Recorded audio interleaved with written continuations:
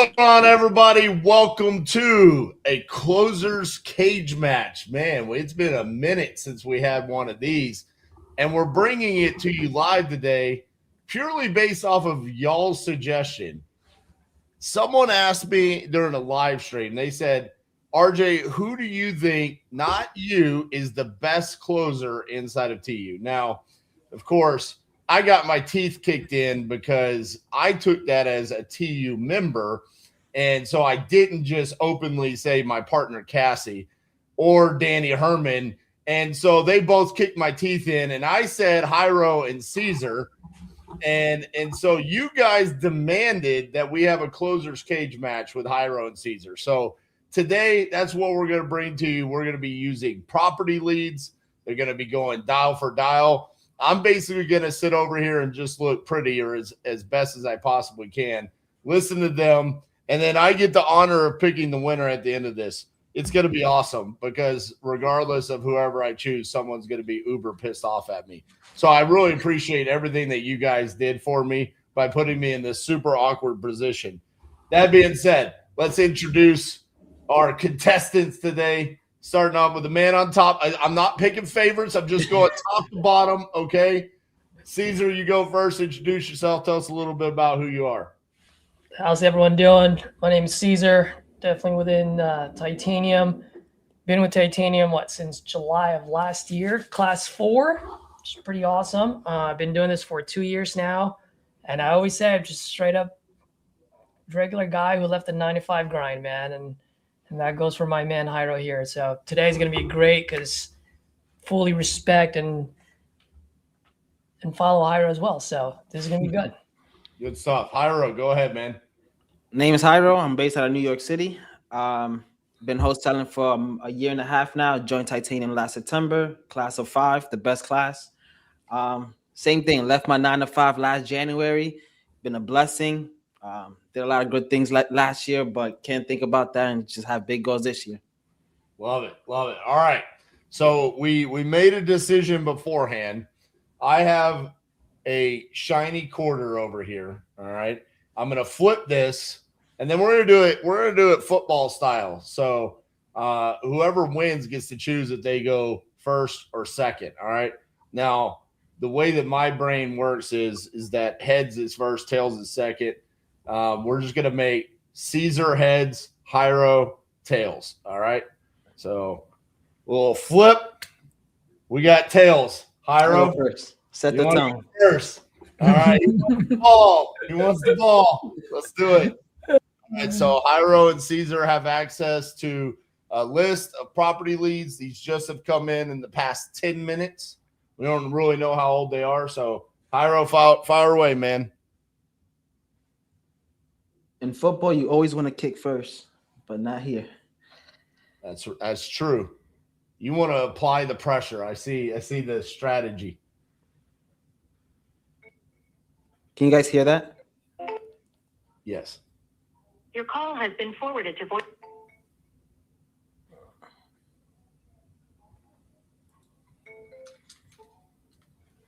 Your call has been forwarded.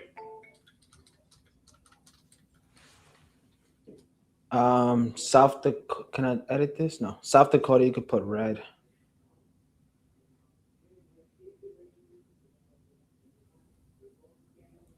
The Rachel? Yeah. Gotcha. I really wanted that one. All right, now I'm going from the bottom.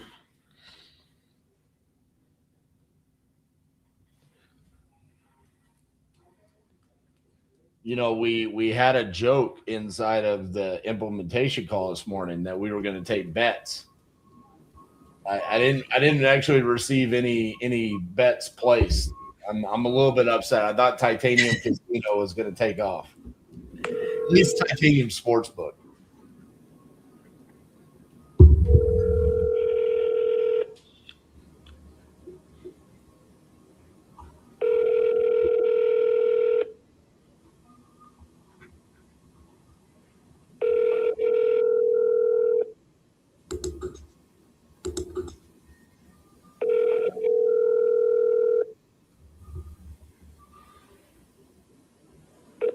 I'm sorry, the person you were trying to reach has a voicemail box that has not been set. that Go Alexandria? from my regular number. Oh, you know what? This is East Coast versus West Coast. That is Oh. true. I didn't even think about that. Oh, Cali versus New York. let's go.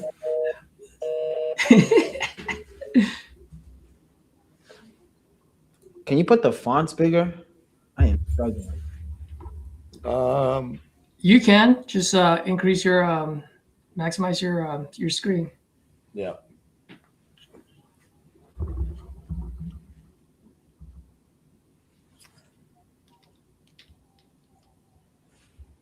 I called the last one, no answer. Okay. So you're going from bottom up. Yeah, it's All easy. right, I'll go from top bottom. So Y'all are crazy. The strategy needs to be hand picking. Too much work. I go straight off of the motivation. Hello, am I speaking to Dennis? Yes. Hey, Dennis, this is Jay Rodriguez. I was giving you a call. Looks like you were looking to sell property on Whisper Ridge Run. Correct. Awesome. How much were you looking to get for it? Right around 180. 180. All right. Tell me a little bit about what you got going on there. It's 100 acres. It's got a well. It's totally fenced. It's on a canyon.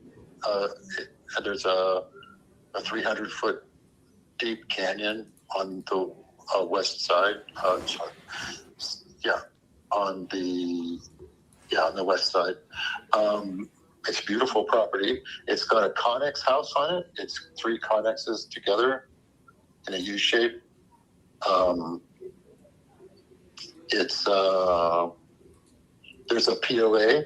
There's a property owners association, and there's it's about $300-400 a year assessments, and that covers roads and a community well, and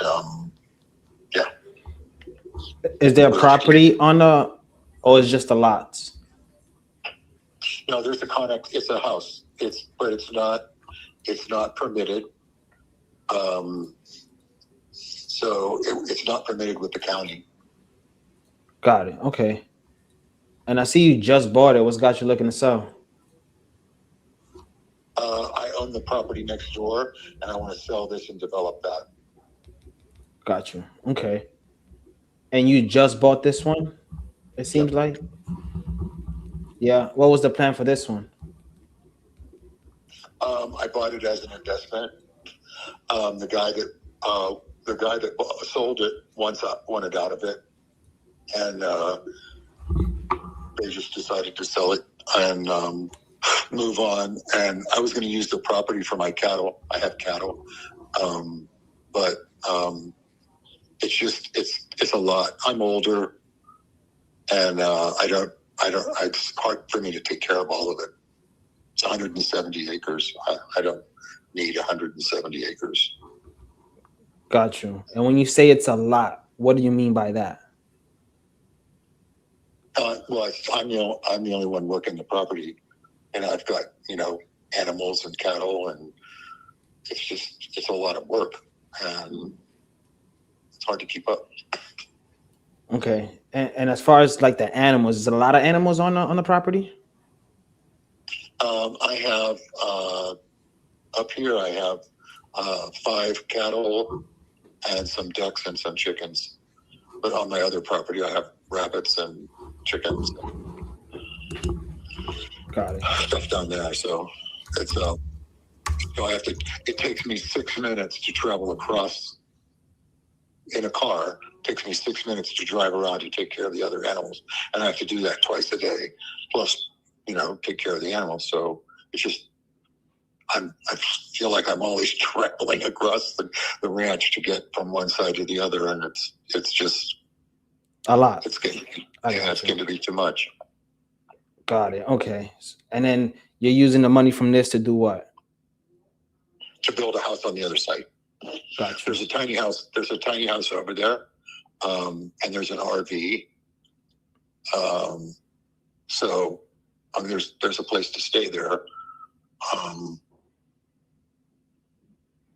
So it's not like I would be homeless. Yeah, yeah. Yeah. So that's the goal. Okay. And do you know how much you need just to build that other house?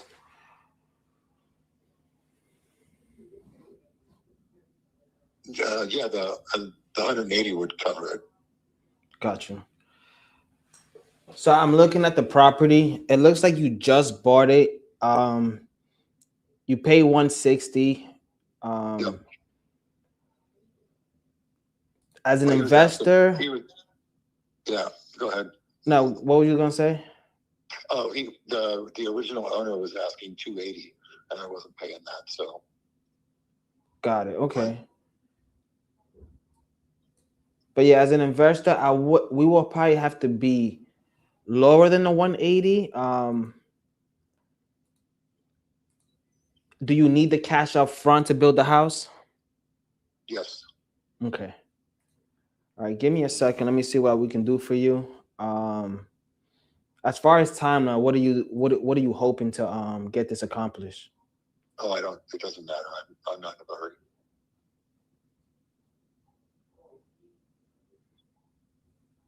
And you said the 180 will cover it. Is that your bottom line? Yeah.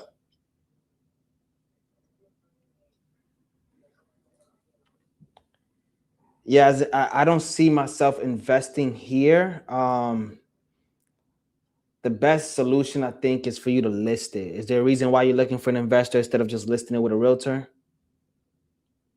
I don't like realtors. And why is that? I don't know. They're just all there. I don't get. I don't know. I personally have a realtor in Las Vegas. That's where I'm from. Mm-hmm. And I have one in San Diego. I had other houses there, but I don't know anybody out here, and they all seem like shysters. I mean, the guy that lists most houses out here is known to go from property to property and remove items as they're being sold. So I don't really trust him. Got you. Yeah, it seems like you're asking for retail, or you're just asking for a very niche buyer. I think the best way for you to get the 180 is going on the market. Or you could seller finance this to me, but To what? Seller finance this to me, where I just make payments over time. Oh, at what rate? Everything's negotiable. I will just have to look into it if you're open to it. What would you put down? Do you owe anything on this? Yes. I'll put very little to nothing down, like very little. How much do you need? Well, probably like $40,000 or $50,000. 40 or 50? And that starts the process to build the other house? Yeah. Okay.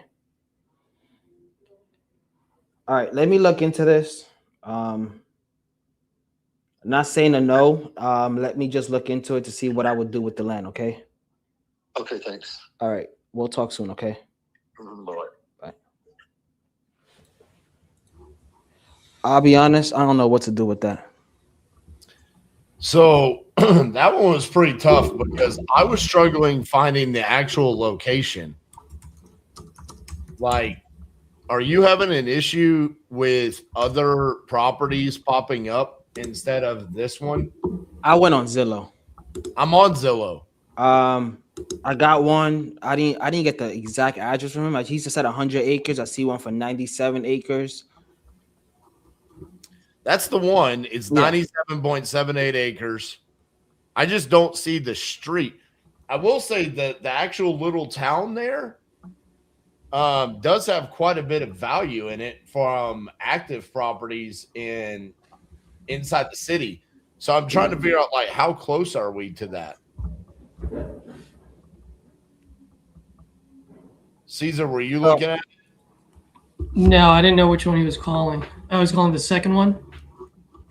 Yes, it's the green one down at the bottom. I don't know. I'll look into it some more, Jairo, to see if we can figure something out there. So it was listed for 800 days at 230. So he bought it at 160, telling me it's not worth 180. That's what I'm going based out of. Mm-hmm. And I know I need a discount, but how can I solve his problem? But there's also things that he's not telling me. But if I can't solve his problem, it's like, where are we going? Man, I'm really struggling to see some of the information. How did you get the days on market? PropStream, MLS details.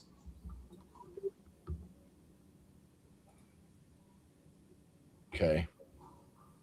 But I'm wondering if it was listed at 230 or if it was listed for more at one point in time. So it was listed December 27th, but for 215, they did a price drop January 9th for 199. So if you go to listing history, you scroll down.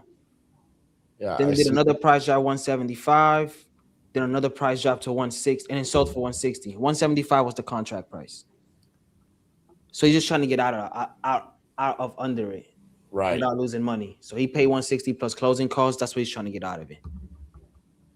Yeah, it's pretty gnarly. All right, Caesar, go ahead. All right. I'm calling Charisma.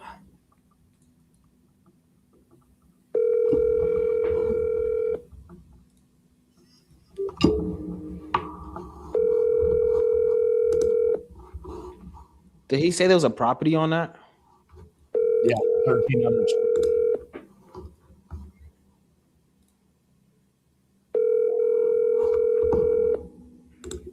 Sorry, the mailbox is full.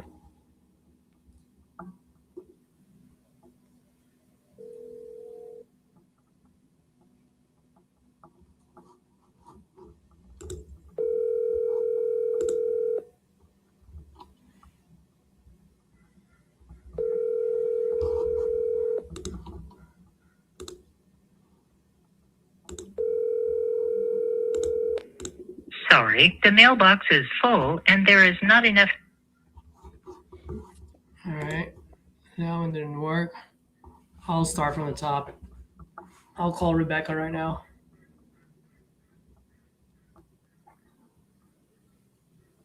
Which one was that you just called? Charisma. Gotcha.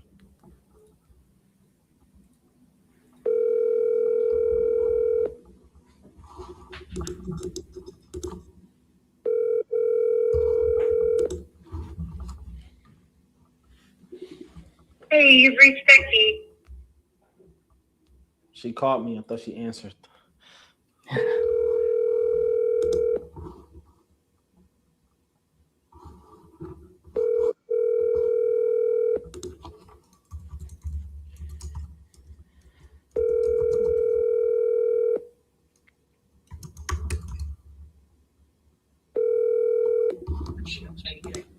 Hello? Hey, may I speak to Rebecca? Yes. Hey, Rebecca. Good afternoon. My name is Caesar. Just calling about your property on West Donneray Loop. Looks like you filled out a form on my site. Are you by any chance still looking to sell that property? Yeah, I'm definitely going to sell it. I just don't want to deal with a realtor. Oh, all right. Well, I'm glad I'm not a realtor then. All right. So how much are you looking to get for it? Well, I don't even know right now what it's worth. I mean, I still owe like $212 on it. $212? Mm-hmm. Okay. Well, I mean, if we make a deal here and I buy this, obviously that gets paid off first. So Yeah. after that, I mean, how much do you need in your pocket as a walkaway money? Yeah, I need at least 15 or 20. 15 or 20? Uh-huh. Okay. Yeah, because I have to relocate and stuff. Oh, relocating? Where are you going? Well, I'm probably only going to go about an hour and a half away, but still I got to have movers and all that. You know, I can't do it myself. So. Gotcha. Well, if you don't mind me asking, what do you got going on there? What got you moving? Oh, well, my son lives there. Mm-hmm. he lives about an hour and a half away, and I'm looking to, because I'm going to be 69 and I'm still working. I want to stop working, so. Got it. Okay. All right. And I have a mortgage here I'm not going to be able to afford if I'm not working, so I have to sell. Got it. What got you moving closer to your son? Something going on, or? Just grandkids and stuff. And I lived up here to be near my dad, and he died, and all my friends have moved away or died. So I'm just going to move closer to him, help with the grandkids and stuff, you know. Oh, that's wonderful. That's always a plus. My mom did the same thing. She lost her husband or my dad a couple of years ago and moved in with my brother, and definitely changed, you know. Yep, it is. Got it. Okay. Well, you currently live here right now, right? Yeah. If I hear you correctly. Yeah. Okay. So, I mean, if we make something happen here, I mean, what is your ideal timeline, ideal solution? How can I be of help to you? As soon as I find a place, I can be out. Okay. Are you guys, do you have a place picked out yet, or? Oh, I'm always looking down there. Gotcha. So you're looking to rent, I'm assuming, then? Yeah, I'm going to rent for a while till I decide what I'm going to do or what my son's going to, because he's renting right now and he's talking about buying a house. And if it's big enough, you know, I might move with him. If not, I'm just going to rent for a while. Gotcha. Okay. And then, I mean, how soon do you want to move? And is that like a necessary, like what happens if this doesn't sell? Like, are you going to get stuck here? Is this something that you actually move closer to your son? Well, last year I put it on the market, you know, because see, I bought when the market was high. And then after my dad passed away, I decided to sell. And I put it on the market. I emptied a bunch of stuff out of the house to stage it, put it all in storage, moved it. And then the market started going down again. So I took it back off the market. And I moved all the stuff back home to my garage. And I'm not going to go through all that again. Plus, it's a pain in the ass trying to live here and show a house when I'm working every day. Yeah.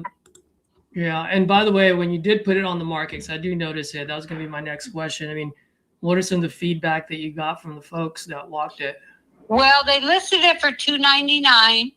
They listed it for $299? Okay. Yeah, they listed it for $299. I told her at the time I would sell for, you know, $257. Because I know it, you know, most people are going to want a new roof. And I told them I would sell for $257, you know, if I put a roof on. But then I just decided to take it off the market because it just got to be a hassle because a lot of there's a lot of elderly people in here that their homes are paid off, they're dying and stuff, and the market really started going down. And I just decided, you know, I didn't have to sell. So I took mine off the market. Plus, I got tired. You know, I get up at 5 o'clock in the morning, have to get ready for work. I get tired of having my house staged every day before I leave the house. Yeah. I mean, it sounds like you just want to get closer to your son and just get this thing away from you. Right? Is that your ultimate goal? I don't have to sell. I want to sell, you know? Mm-hmm. Got it. Okay. And just curious, by the way, that mortgage of yours, how much are you currently paying on that one, and what's the interest rate on that? The mortgage that I have right now is assumable at my mortgage rate. I've already talked to my lender. It's 3%. My mortgage is 3%. It's assumable, and I think I owe. It's somewhere between $210 and $215. I owe. Okay. And what's your monthly mortgage? Like, what's your PITI? Everything, taxes, insurance. Taxes, insurance, everything is $1,561. But I have that PMI insurance too, you know. Mm-hmm. So. Yeah. I'm just looking at the market right now, and then also the fact that you put it up on the market as well. I think that price point that you're looking for is, you know, right at retail price. And as an investor, I mean, as much as I'd love to make a deal today, I just don't think there's enough meat on the bone on the other side. Yeah. You know, yeah, I don't think I would be the best solution for you. I'll toss this around and see just in case, but just in case I'm missing something, but it's not. It's a beautiful single family home area I live in because, it's like a resort. It's got a little lake and it's got pools and clubhouse and all that stuff. It's really nice, beautiful layout and stuff. But a lot of people are elderly, but not all of them. Yep. Absolutely. All right. Well, if things change, let me know. Okay. But right now, I just don't think I'd be a good fit for you. All right. Thank you. All right. Thanks. Bye-bye. I just didn't think there's enough meat on the bone on that one, guys. Also, I try to maybe do a sub 2 deal here just because it's only 15,000 is what she's looking for. Right? With that price point, with a 10% entry fee, I can get my fee in there. My only thing is she sold it for that. She tried selling it for that much. It didn't work. And the monthly rent is so close to how much she's paying for per month. Yeah, this is one of those scenarios. The 350 comp right next to it. It's an outlier. It's an outlier, and it's also in really good condition. It's a flip, and I don't know that we have enough meat in the bones for us to make the property look like that. You probably need it at 150. Right. Yeah. So that one was just tough based off her mortgage. So overall, though, I thought you did a really good job on that call. Just kind of getting her motivation, understanding what was going on there. I thought that was a really solid call. Jairo, go ahead, man. Well, I'm not down from the bottom. Look at that motivation. Which one you calling? Connie. Emergency room. That'll be my next one. Your call has been forwarded to an automated voice messaging system. Connie Holmes is not available. The mailbox is full and cannot. I like at the bottom. The motivation sucks. Like, I'm out. Bro, I tell you, number 8 would be my first call. What was that? Number 8. Yeah, I know. I saw that too. Number 8. You want to know the only reason why I didn't pick that one, RJ? Why? Because it's county road. Oh, I love those. Bro, that's county road in Texas. I'm calling that all day.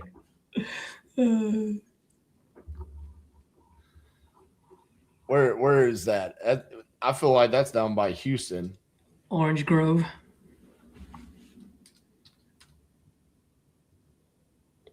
Where's the number at?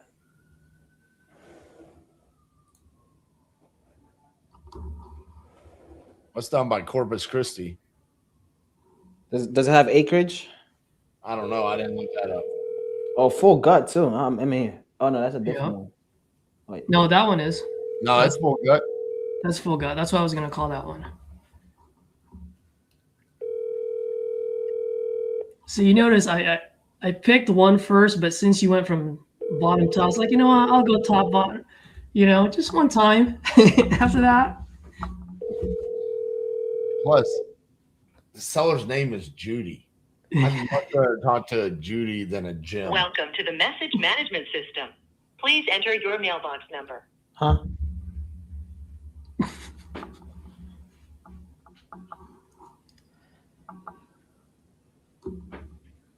Claude said, buy a deal live and then sell it to me live. Let's go. That'd be pretty sick. That would be pretty sick. You moving on or are you calling it again? No, I'm calling it again from a different number, from my CRM number.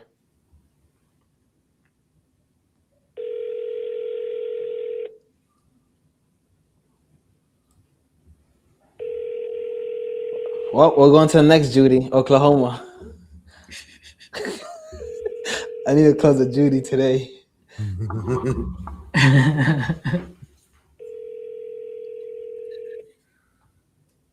What time is it? 2:30. Welcome to the message.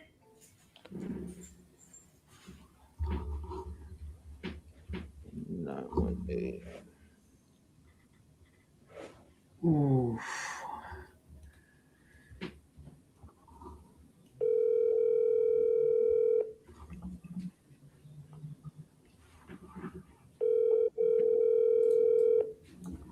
You're calling Judy from Oklahoma. Yeah.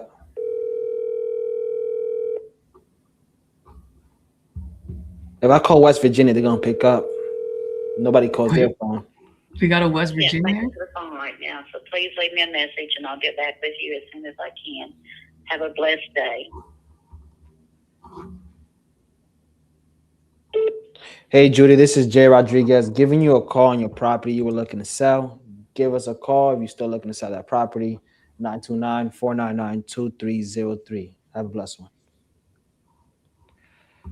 I'm not gonna lie, bro. Just based off of her voice on her voicemail, I want to talk to her. All right, San Antonio. Probably not picking up because it's foreclosure. And these people usually like getting text. Hey, this is Sarah. Please leave a message. Hey, Sarah, this is Jay Rodriguez giving you a call about your property you were looking to sell. Give us a call if you're still looking to sell that property. 929-499-2303. Thank you. Man. Sarah didn't even ring. She's got that shit turned off. She's getting called all day. 357. I gotta tell you though, RJ, while Jairo was making calls, when I was talking to that lady, I almost pulled a newbie mistake, almost, which I used to make a lot when I was new. Making that 350 as my ARV. You're right. Right? It really did stop me for a second. I was like, wait, what?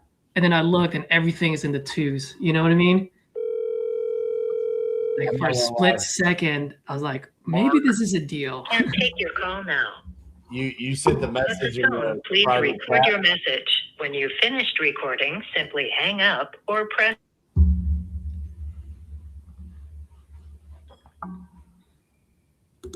Wait on him.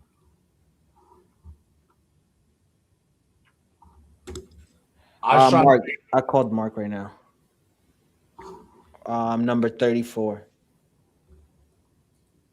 I was trying to figure out, for whatever reason, on my personal profile on Facebook, I cannot get this to actually be live and not just to me.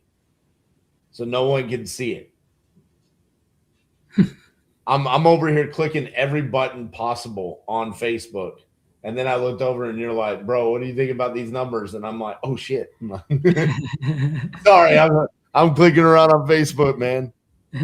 No worries. The subscriber you have dialed is not in service. That's Cindy. This message in error. Unless I typed it wrong. One sec. 95,503. Yeah. Number 22 is gone.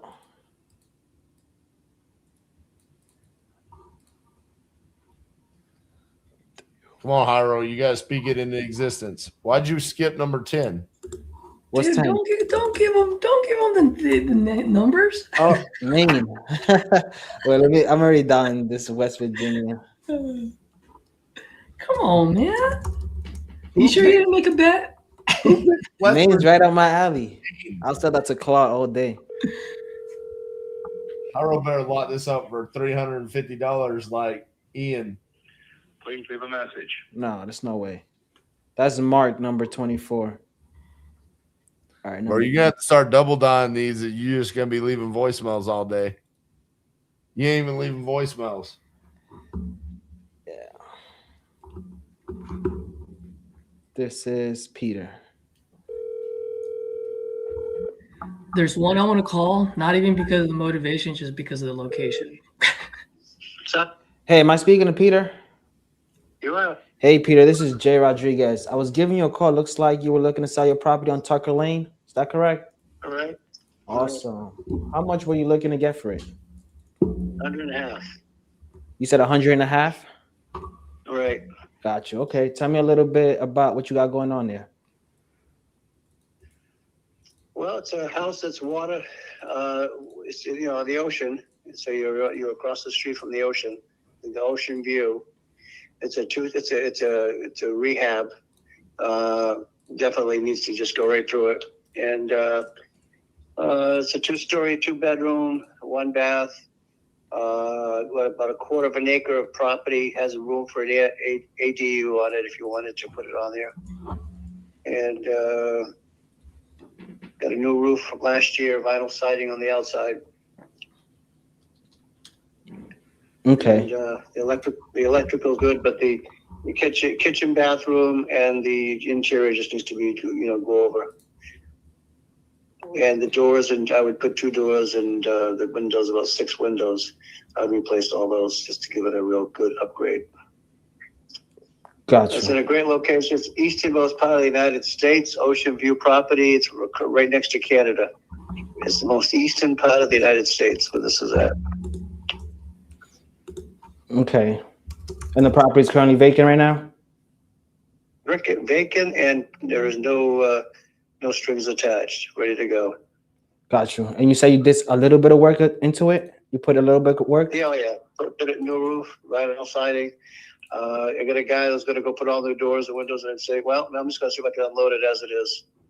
Got you. And what was this property? What was the goal for this one? Well, I was going to set it up as an Airbnb, and if it doesn't pan out with all these investors that are trying to buy houses everywhere, I'm just going to finish it up and do an Airbnb out of it, because people love to come to that spot. It's right across you go right across the bridge into Canada, and it's where President Roosevelt has his summer cottage, and people just love to go visit that spot. So it's quite a unique destination place. Yeah. And you mentioned a lot of investors. Have you been talking to a lot of investors? I've had a few. Yeah, 125 has been the best so far. And isn't that what you're asking? So I said let to get 100.5, but they offered 125. Gotcha. Okay.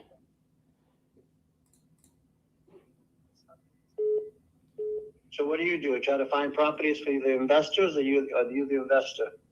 I do both. So we can buy them. Yeah. We can find you a buyer. I'm just a real estate solution company. So we just figure out what you want and we need, and then we'll find a solution for you. Where are you at? I'm in New York City. Oh, okay. I was born in the Bronx. Oh, that's me too. What part of the Bronx?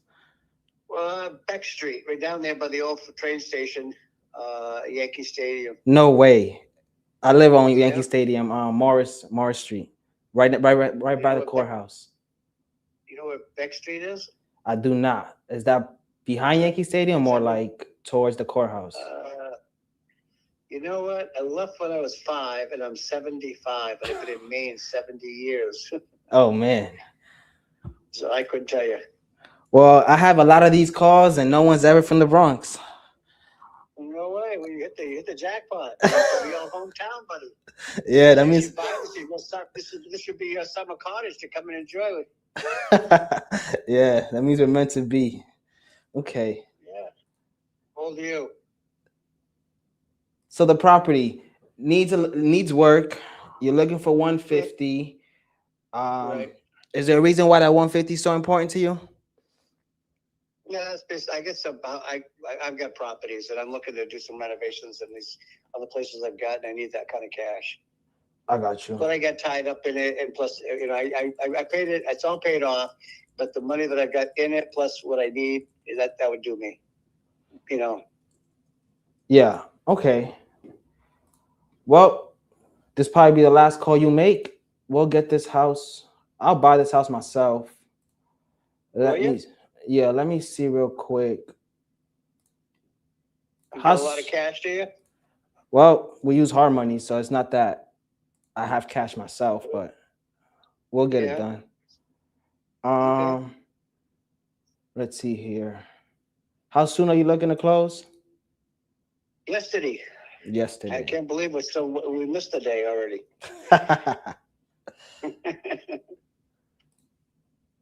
How old are you? I'm 31. Okay, just a kid. I wouldn't consider myself a kid, but Well, from where I sit, you're a kid. 75, you're a kid. okay. And then you said you have other properties. Are those rehabs? No, these are all, let me think. No, I got another one on the coast that's not far from that one. And then I got a big 8-bedroom, 4-bathroom house in not far from the other house. These houses are all within 50 miles of each other in that area. And then I've got other houses, apartment houses, single family houses. I've got a bunch. I bought a bunch when I was your age. I'm trying to get to you. Are you selling all of those or just this one? Are you selling all of those or just this one? Well, the other ones, I need to use a work loan to upgrade them a little bit. So I was going to use the cash out from that house to go do the others. Okay. Well, let me tell you a little bit about our process so you know how everything works. We agree on price. I'll just send you a 2-page agreement to your email, or I can text it to you. We'll go over it together, make sure everything looks good. If everything looks good, we'll send it to the title company. Title company is just there to protect you and me in the transaction. I'm pretty sure you used them before. Once everything looks good, we'll be good to close. We just got to walk the property. So while title's doing the title search, we'll just walk the property and just verify everything. Make sense? Yep, sure. Yep. And then we take care of the closing costs. We'll take it as is. And we'll probably look to close, well, as soon as title clears, but I'll put 30 days on the agreement and then it'll be on or before. Does that make sense? That's good. Got it. So what I can do, I can write this up, send it over to you, and then we can go over it together. And then if everything looks good, we'll move forward. How does that sound? Sounds like a deal. Got you. Give me 1 second. Let me fill this up. Are you the only one on deed? My wife is, but she's ready here. Okay. No problem. All right. Give me a second. I'm just going to ask you a couple questions just to get your information. Okay. I see a Peter, Leon, and then Ruth, correct? Right.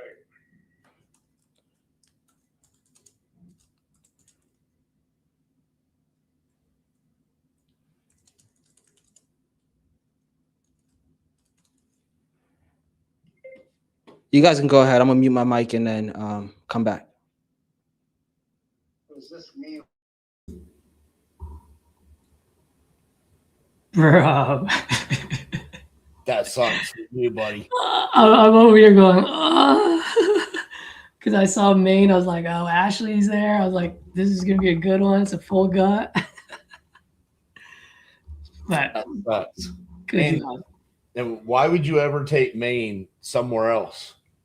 Maine is my honey hole. Is it? Yeah, dude.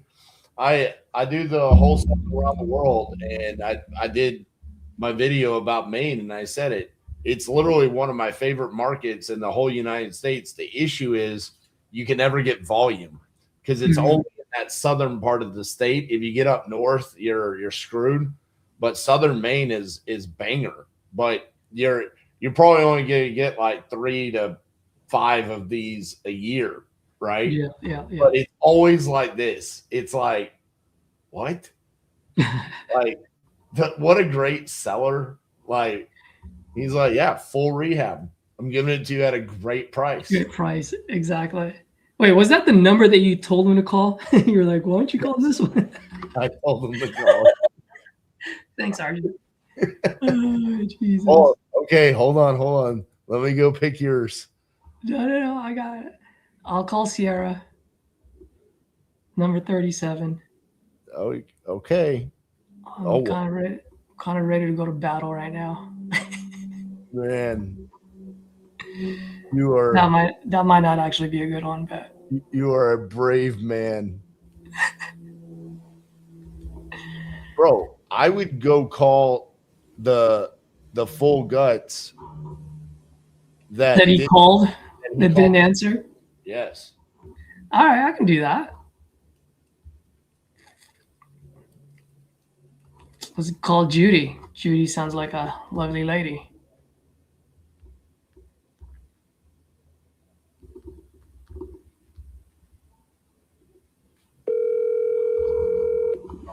Hello? Hey, is this Judy? Yes. Hey, Judy. Good afternoon. My name is Caesar. Just calling about your property on County Road out in Orange Grove. Yes. Yeah, you filled out. Looks like you filled out a form on my site. You still looking to sell that property? You betcha. Awesome. Glad I called. How much you looking to get for it? Well, just to pay off the loan, which is around 120, 125, something like that. That's it. 120, 125. Okay. While I pull this up, can you tell me a little bit what you got going on over there?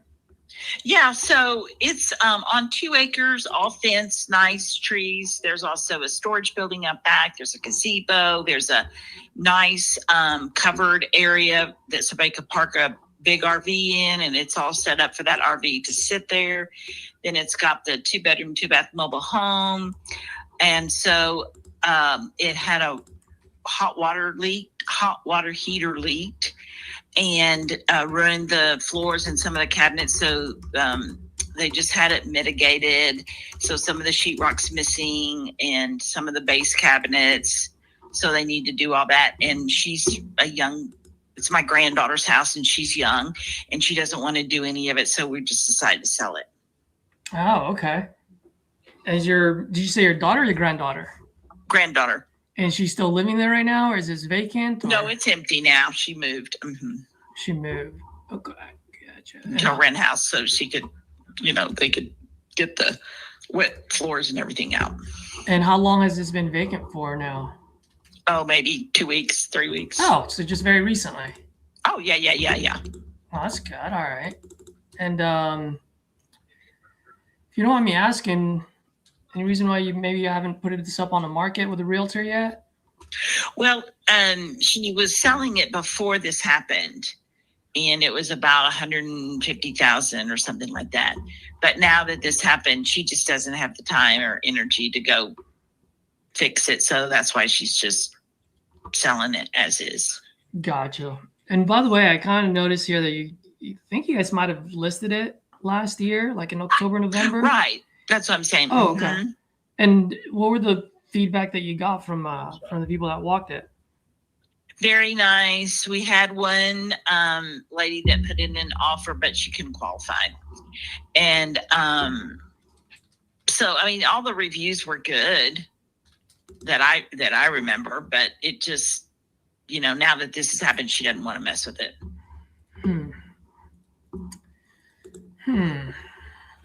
Okay. Well, let me ask you, because for me, it's just all about numbers, right? I want to make sure that you bet. And I want to solve your problem, but also at the same time, I just want to make sure I have enough meat on the bones. You got to leave yourself enough money to flip it. Yeah. So I guess let me ask you. I mean, after I fix everything, and how much do you think I can sell it on the market for?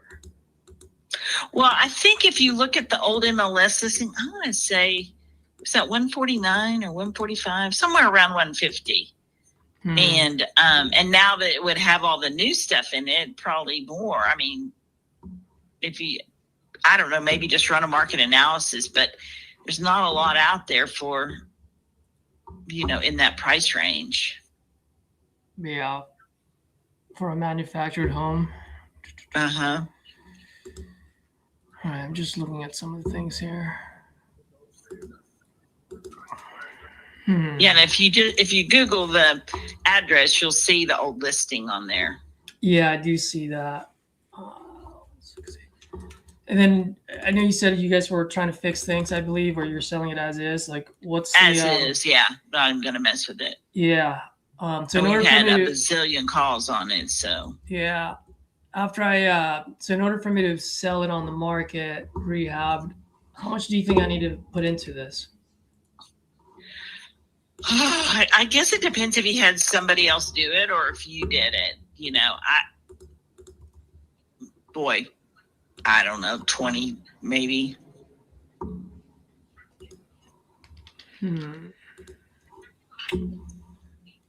About 20. Yeah, it probably just depends if you do the work or you pay somebody else, Gotcha. to do it. Now, just curious, that place, you think I can rent that place out for, or Yeah. how much do you think I can rent it out for? I don't know what rent's going for. That may be something to Google. I did not Google that of all things. Yeah, no worries. But it's out in the country. It's out in the country, and it's probably. I don't think it's restricted in any way. So if they wanted to put horses or a sheep or a goat or something there, the neighbors have goats, so they could probably do that. Okay. And then it's just 5 minutes from town. So, the city of Orange Grove. So it's close to town and probably 45 minutes into Corpus. So. Yeah, it's quite close to Corpus. Mm-hmm. Just curious. You said you still owe, was it 120, 125? Yeah, around 120 and 125, somewhere in there. Yeah. And if you don't mind me asking, man, how much is your monthly mortgage on that, and what's your interest rate on it? I don't know what the interest rate is. I think the mortgage is like $1,400. $1,400 a month. Yeah. Yeah. All right. I was thinking maybe there might be a potential solution. Yeah. Unfortunately, it's just going to be pretty tight even on that end. For me to cash flow on it. Yeah. I just don't think I would be the best fit for you, Judy. Well, thank you for taking the time and considering it. Absolutely. We appreciate that. Absolutely. And I just want to be upfront with you and not waste too much time. No. All right. Thank you. Perfect. You have a good one. You too. Bye-bye. Bye-bye. I was hoping her mortgage was like 1,000 or something. Man, it just every way possible, it didn't work. It didn't work. Yep. Just listed, didn't sell. Manufactured home, beautiful brick house. Just sold down the road for 200. Like, I don't even know how they got that mortgage on that property. Like, at one point I did it appraised for that. That's pretty crazy. Garnett Freeman says, RJ, would you recommend going nationwide with PropertyLeads? Is that even an option? That's what we're doing right now. I mean, we've already had conversations with Maine, Texas, Florida, and Arizona. It's what the majority of us are doing inside of TU. Caesar, are you nationwide, or have you narrowed down to specific locations? I have narrowed down a few locations, but I mean, at the end of the day, a lead is a lead, and so I'm still nationwide, I would say. Yeah, and I mean, for us, we are a nationwide wholesaler, and so will you end up with super rural locations? Yes, but I mean, I think you guys can already see that these are motivated sellers, and that's the key here. And it's, can we land 1 out of 10? So far, we've talked to 4 sellers. We're going to have a contract already. Looks like Jairo's still working on getting that signed, but we absolutely recommend doing that. Caesar, while Jairo's getting that locked up, do you want to go ahead and actually unmute him and see what he's going over? Yeah, whatever's best. Let's listen to him. Oh, I can't unmute him because he muted himself. Yeah, go ahead. I'm calling Bobby out of Mobile, Alabama. All right. I don't know why, but I love doing business there. Interesting, because they put not applicable on everything. He did put ASAP. Or she. Speaking of, the subscriber you are trying to reach is not. Speaking of Bobby, happy birthday to Bobby inside of TU. Ms. Bobby Moore, happy birthday. Her birthday. So happy birthday, Bobby.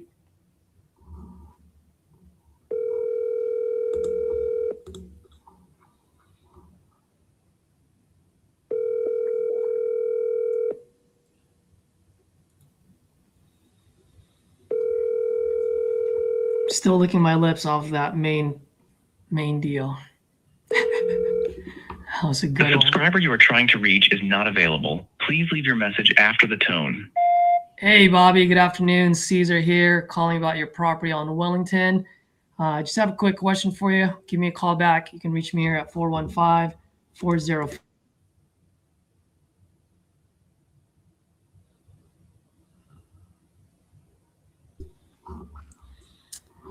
All right. I would like to call Connie just because Illinois is popping right now, right, RJ?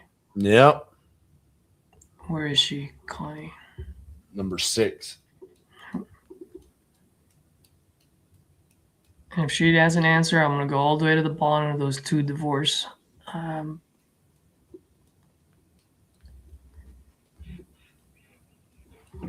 Leads.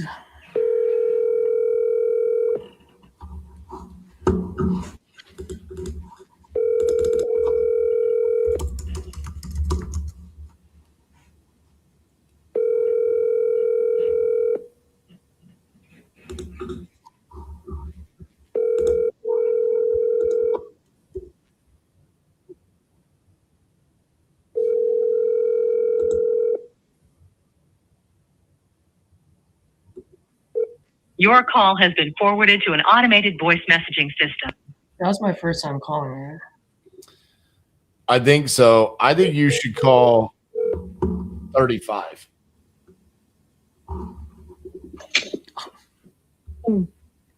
Hello? Pretty good talk to her. Hello? Okay. Hey, is this Connie? Hey, Connie, can you hear me? Hey, Connie, if you can hear me, my name is Caesar. I'm actually calling about your property on Hall Street. Just wanted to see if you're still looking to sell that property. All right, that's correct. What is the, which one did you say? 36. 35. 35, I'm sorry. 35. Kendrick? Yep.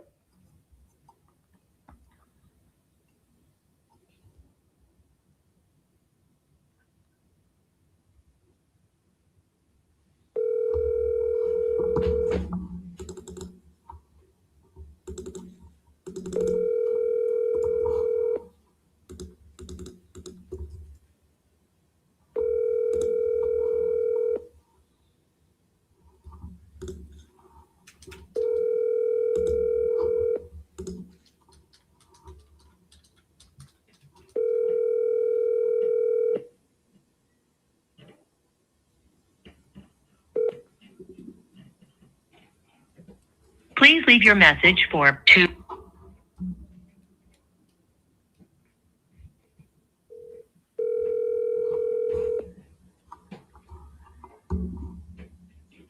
Hello. Hey, may I speak with Kendrick? Ian. Hey, Kendrick, good afternoon. My name is Caesar, just calling about your property on Cold Springs out in Cottondale. Looks like you filled out a form on my site. You by any chance still looking to sell that property?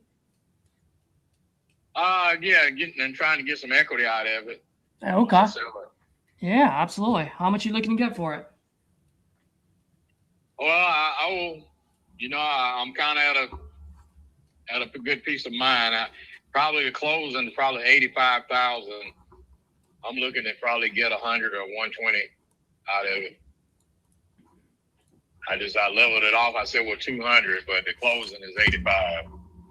Looking to get some equity out of it. So are you saying you owe 85,000 right now? Is that what you're saying? Yeah, once the closing cost is, I've been paying on it for years, and it don't seem like it's changing too fast. Ever since 2002, my mother passed away in 2016, and I've been picking up the payment since then. And I fall behind every once in a while. I get car or something, and they told me I was behind because they told me that matured, and I was paying one thing, and I was paying constantly like $600 or some dollars. They told me I got the equity down because I know my mother had it refinanced. We're not going to call it a mobile home. We're going to call it kind of up there you know, that house is pretty up there. It's right there, a little bit above the middle. You know, it's the right person just got to get into it and build it. I got some pictures that I can send you of the airline, you know, when I took it. Mm-hmm. You text me right now, I can send it to you. But, you know, it got a trailer on the back of it, and it got a 4-part double-gated area. Like, it's more like a ranch, you know. But I've been fixing it. I even got a picture where I had a fence one time, and I got it from Lowe's, and it's vinyl fence. I took it down because it was too close to the road. I didn't know if the people that were knocking it down. It kind of seemed like it was. I put it about 3 feet close from the main line, from the fence line. Mm-hmm. But I started putting up a wooden one now, so a wooden one around it now, privacy. And I know they can't knock that down because it got a pretty good foundation. So it was looking good too. I came home and be leaning or something. You know, some of the kids or something. I think they were saying probably the wind did it, but I really don't buy that. But the other one, they got a good foundation, so it ain't gonna be falling. It's up there. Got it. Okay. I mean, I know you said you were trying to get some equity out of this. I mean, at that price point, just looking at what's selling in the market, I mean, don't do that. Don't do that. It's plenty of houses around there for $250,000. Is all what you know about the house. When I came there, when we came there, we didn't know who built it or anything. We basically know just as little as you know about the house. Otherwise, you don't have to call it no trailer because it ain't no trailer. It got 2 garages on there. Mm-hmm. So it's more like it's a family style home. That's what it would say. It's not going to say it's going for a trailer on the. Now I understand, and I took that into consideration. I'm just looking at what all the other houses are selling for, right? Because that's at the end of the day, I don't dictate price. Market dictates price. Because if I buy this off you, I'm not going to live there. I'm gonna flip it. So I just need to look at how much I can sell it for. Well, from there, I flip it. I've had it. We've been homeowners. My mother sold 2 houses in South Carolina. She was a dietitian. We had 2 houses up there that we sold. And then now I'm trying to sell this one, the 3rd house. So when we came back, we were living with her parents, and she got this house. Her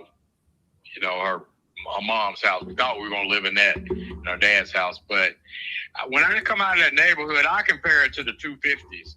I don't just go around and go down the street. I know what to compare that house to. It's a section over there that this house is compared to on, it's called the Villas or something. When you come out of Cottondale. Yeah, but how far is that from your house? It's not even about a mile. Okay. And I would go directly to the Villas and try to, I tried to get me I thought I was making pretty good money. I would try to get me a second house because I had a lot of people, like 2 people that wanted a place to stay, wanted to stay there with me. But as soon as I got older or something, people look at me and at us as hunters, or something. Kind of people started to look at me different. Mm-hmm. But when I was like 45 or something, I had people want to take advantage of me and wanted to live with me and stuff, wanted to be close around, wanted to live in that house. But as I'm getting older, people are buying their own houses now. But the property is still good and it still sells for good. It's just people saw maybe how I was, that I wasn't going to budge hardly to let them live with me or something. But if you text me, I can show you. I got a camper. I got 3 18-wheelers. I got a flatbed trailer. I got a F-250 where I work with Horizon up in Indiana, the pool campers. So I'm working on my 5th truck now. But now I got a pretty good company job that I get a W-9 or W-2 form to fill out. I get a $3,500 tax advance. Yeah. Well, my friend, I always tell folks I'm no bigger. I don't like to sugarcoat things. And at the end of the day, if I were to buy this, there's just not enough meat on the bone as far as what I can resell it for. So if I were to buy this, and I don't even know if I'd want to. But yeah, you pretty much coming down on me with your opinion. Opinion is like assholes, We all have one. I understand. At the end of the day, just once I buy it off you, I got to sell it. You ain't buying it back from Well, me. that's why I want you to, if you fix it up, like most of America does when they buy something, you had the best house, including the one on the block. Yeah, I know, but having the best house in the block is not the best thing. It's actually the worst thing. So, but it was a pleasure talking to you. I just won't be the right fit for you, unfortunately. Yeah, you called me to try to disappoint me, but I got it. Oh no, man, I didn't mean to do that. It's just all numbers for me. That's all. Yeah, well, I think you heard what I said. Try to get it up around 200, and you didn't like that 180. I got a mobile home down the hill. You know, that's basically what Basically, that's what you want to do. You think we could get 180 for it? I got people telling me that now. They're going to call me back with a deal. I want 200 is fair because of all the land. But if you ain't got that kind of money, I do. It's just your property's not worth that much for it as is property right now. No, it's not worth that much to you. Like your opinion, like an asshole. We all got one. I got you. I put money in the house, a lot of money into it, and you're trying to talk me down out of it. No. By the way, just to let you know, I'm not trying to talk you down at all in any way, shape, or form. I've just been trying to let go of this call because it's just not a deal for me. And I just want to be upfront with you, so in that way I don't waste your time. You know what I mean? Hopefully you can appreciate that. Well, I don't know where you were getting to with the conversation by calling, or even calling, checking. I mean, I gotta know what the house is, what I'm buying. And right now I just determined it's not for me. But you have a wonderful day, sir. Wish you the best. Sounds like you got other offers. And if someone offers you 180 for it, that's a pretty good offer.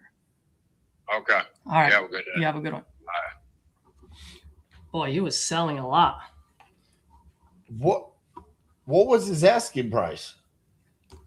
185? 185. I thought 100.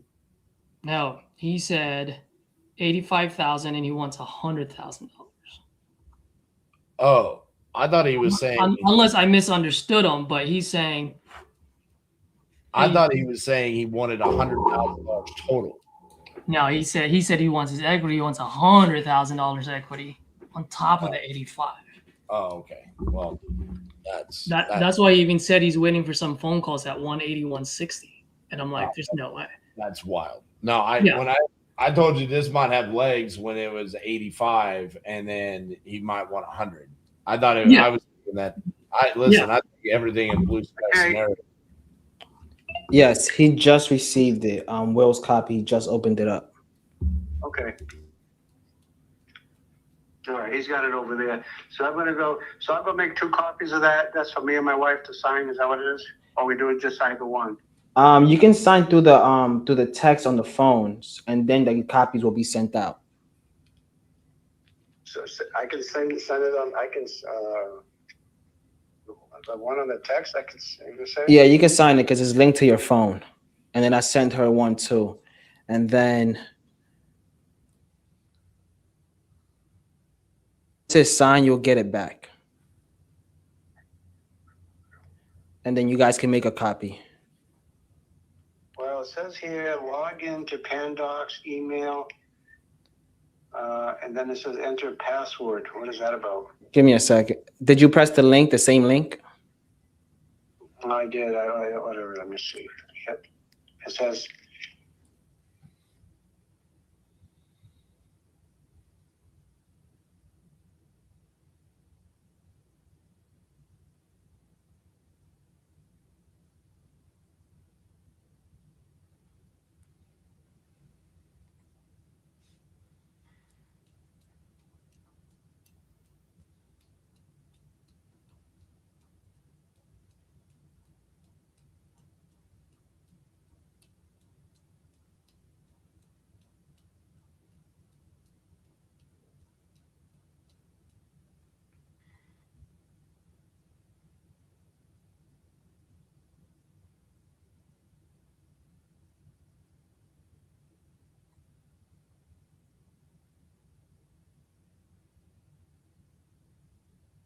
Caesar, you might have to call another seller.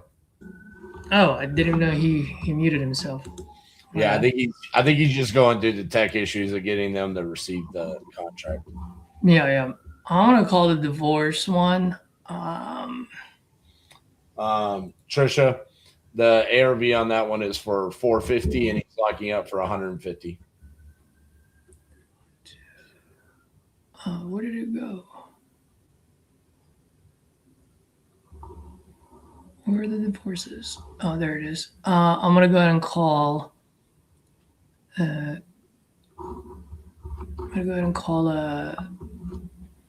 Jaina In Oklahoma. Mm-hmm. Okay.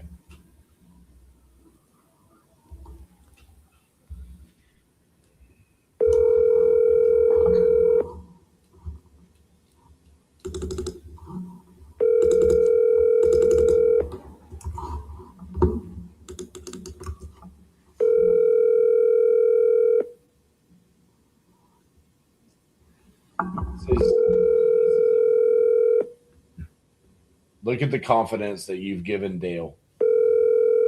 What? Nice. Welcome to the U.S. Cellular voicemail 40.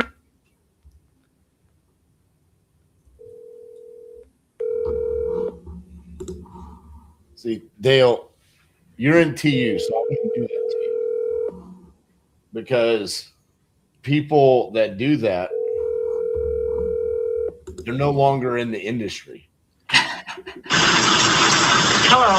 Yeah, this is Jaina. Who's this? Hey, Jaina. Good afternoon. My name is Caesar. Just calling about your property on Broadway out in Hitchcock. Yes. Yeah, it looked like you might have filled out a form on my site. Looks like you're looking to sell this property. Is that still the case? Yes. Great. How much are you looking to get for this one? Oh, I'd like to get at least 45,000. 45,000. Did I hear you correctly? Yes.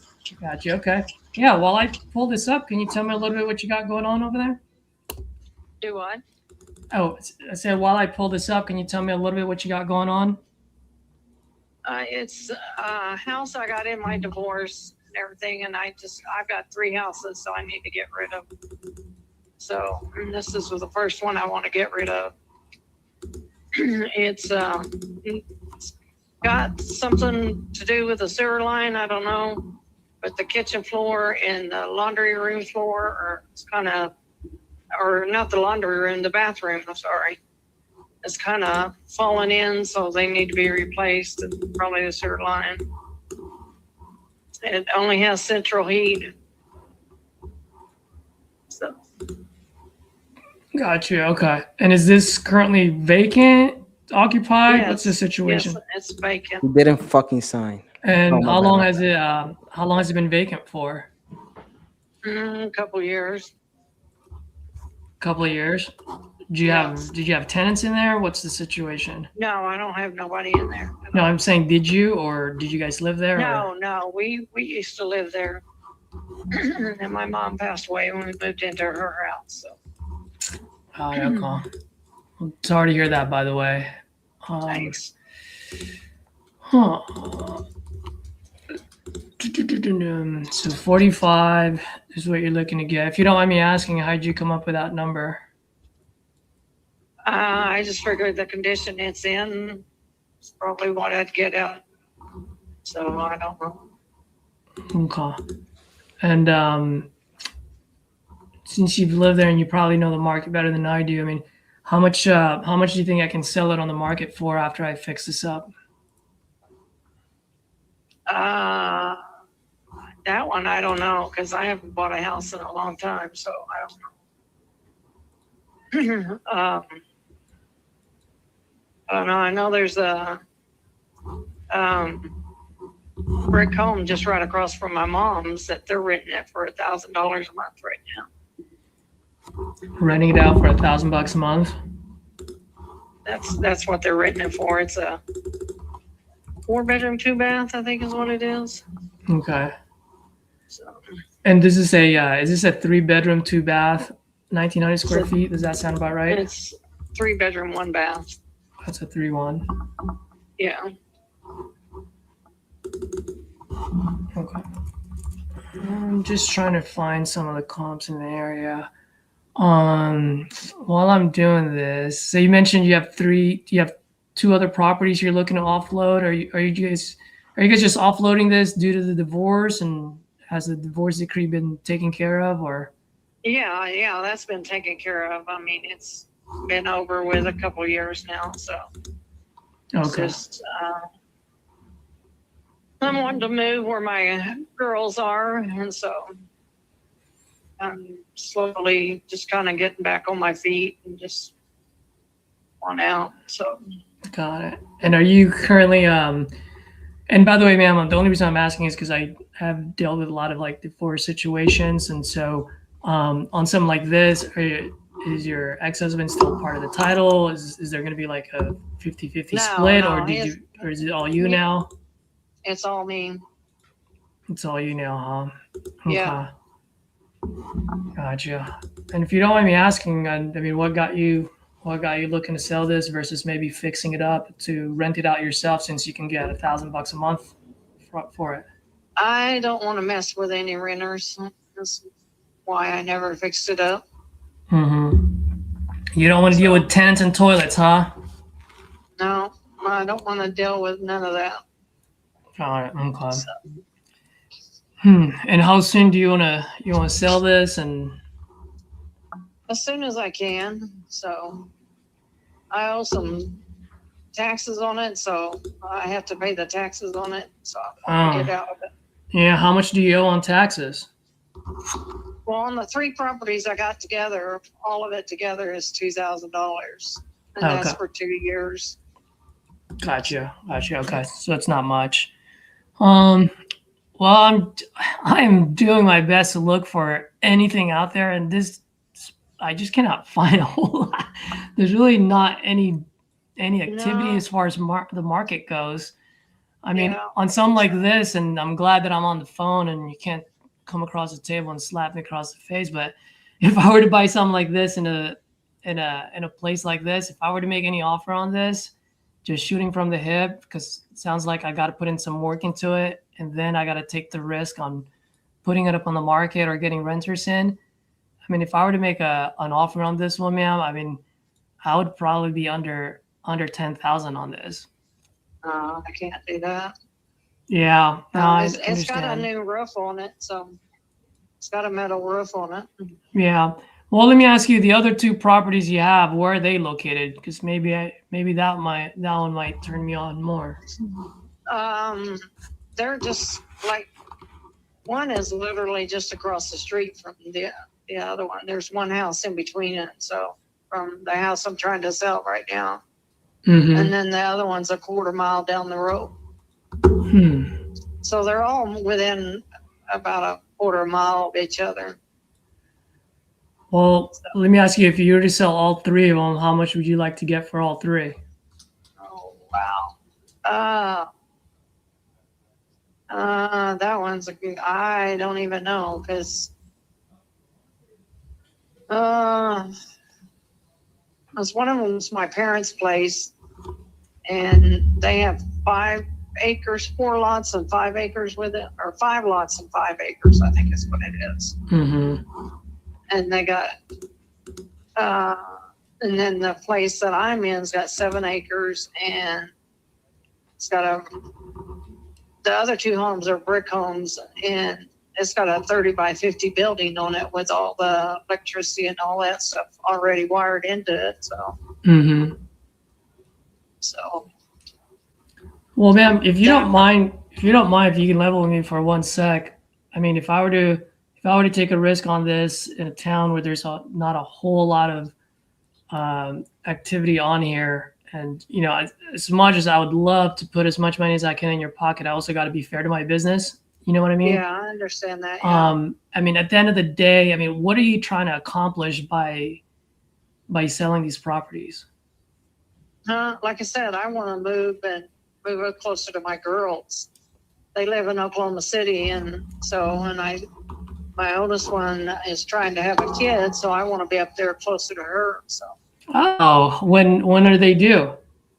No, they're trying to. So they're trying to. Okay. Yeah. I gotcha. When would you like to move closer to them? As soon as I can. Gotcha. Okay. So, And how much do you need, to move closer to them? well, that's a good question.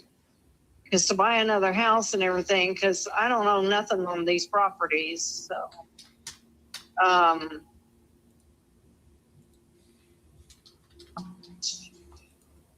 and I don't know. I mean, if I sold all three of them, it'd be nice to get 250 out of it, 250,000, because that way I could buy another place and still have just a little bit left.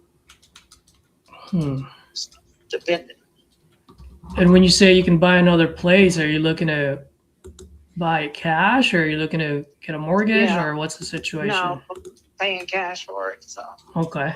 And in Oklahoma City or wherever your kids are, I mean, how much are houses running over there?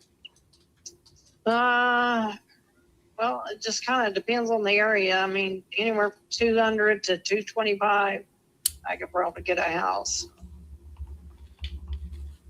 But I kind of want some acreage with it, so that's the other problem I'm dealing with. Mm-hmm. And is there any issues with maybe putting a hefty down payment and then just having a monthly mortgage versus buying it cash?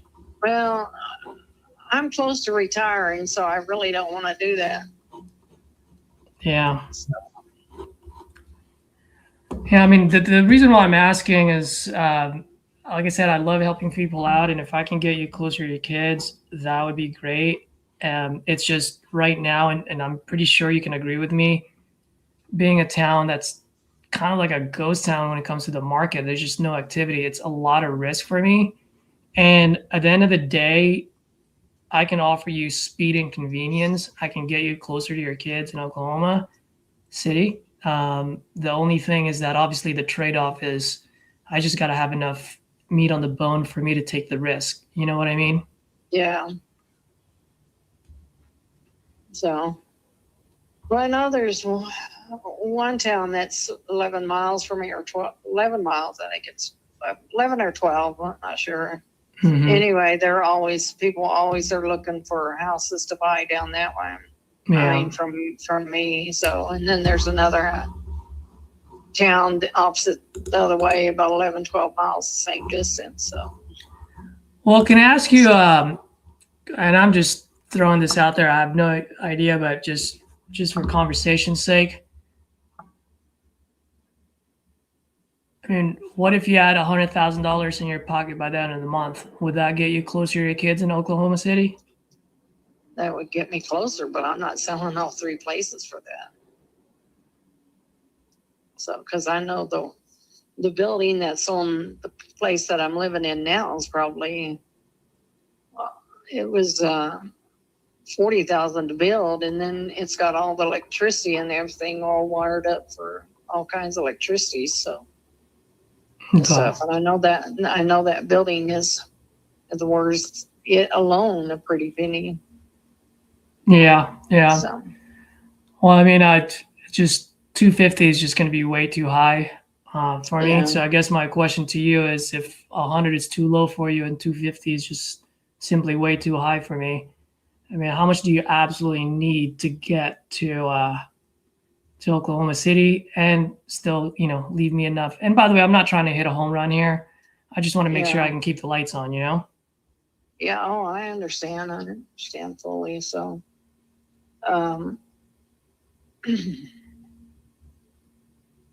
the two properties, the one I was telling you about on Broadway, and then the other one that's just my parents' house, I would probably sell both of those together for 110. So for 110 for those two. Mm-hmm.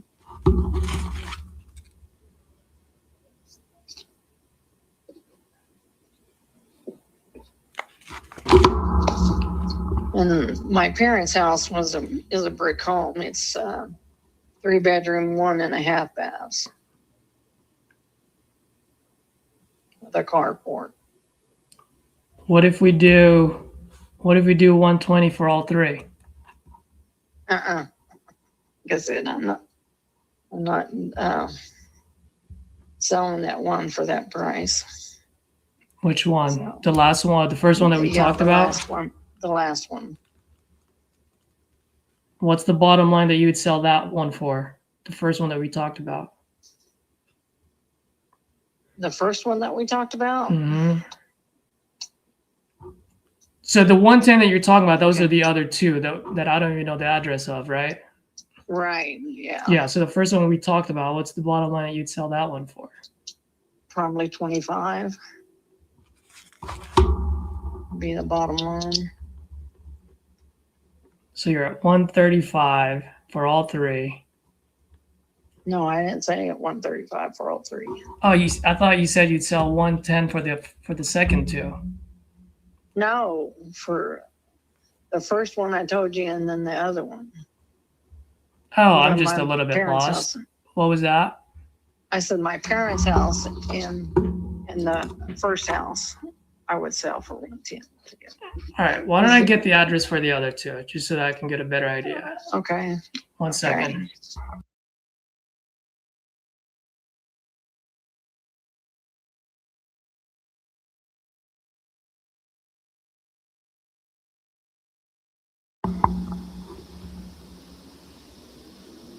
If we can get this for like literally 40 a piece, is it possible? Not on this. I Okay, can't hear you're muted. 261 255. What are the addresses? Which line? 29.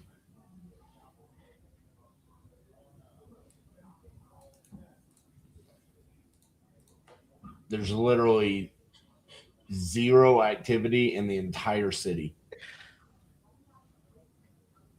Like on anything. The school bus is worth more than that on the picture. It's wild, dude. I thought it was broken. I've gone to every website you could possibly go to. There's not been a sold, an active, nothing. I don't know why. Usually they got them on Google, and Yeah. ever since they did that, it's hard to pull them up.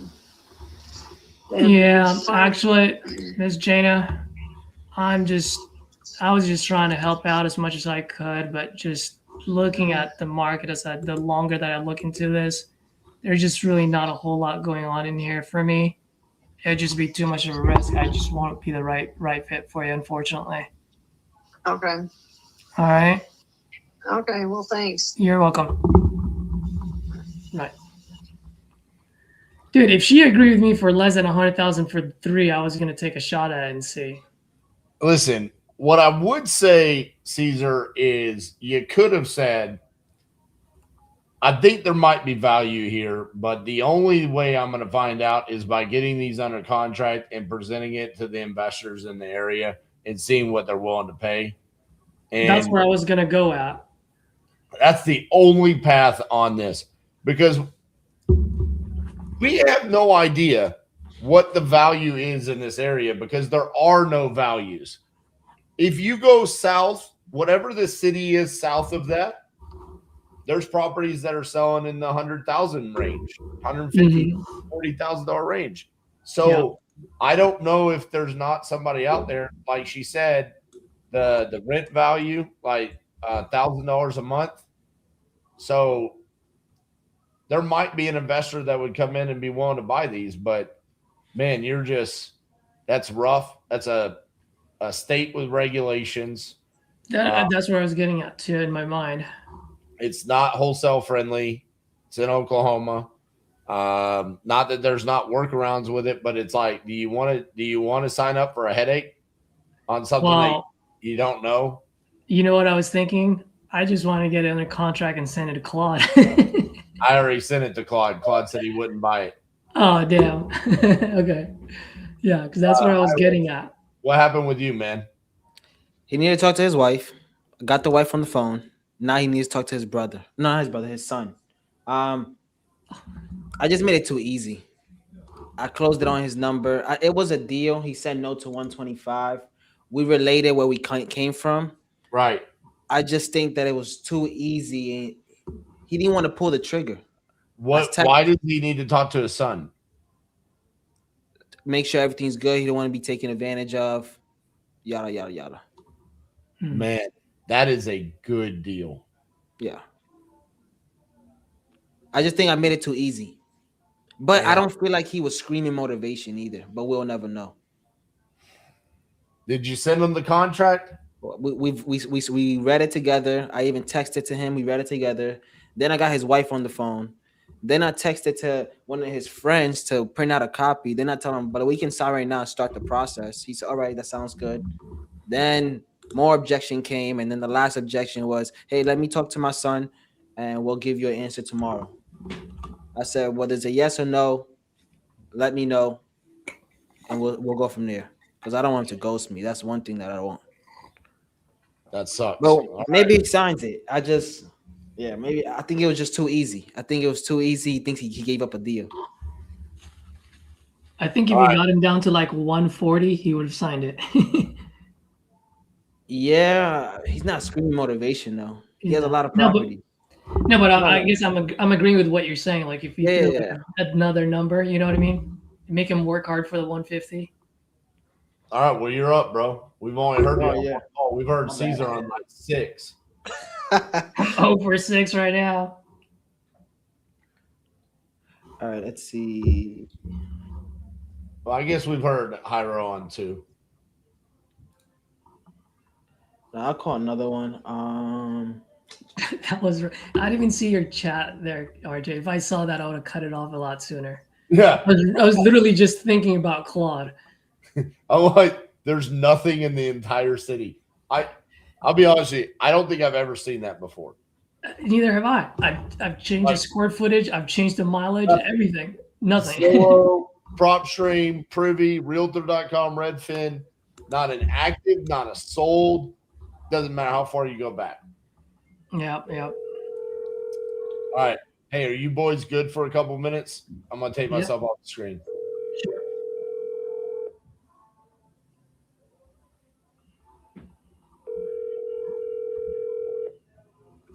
Which one are you calling, Jairo? Your call has been forwarded to voicemail. 30, the number person 30. you're trying to reach is not available. At the tone. Have you been double dialing? Yeah.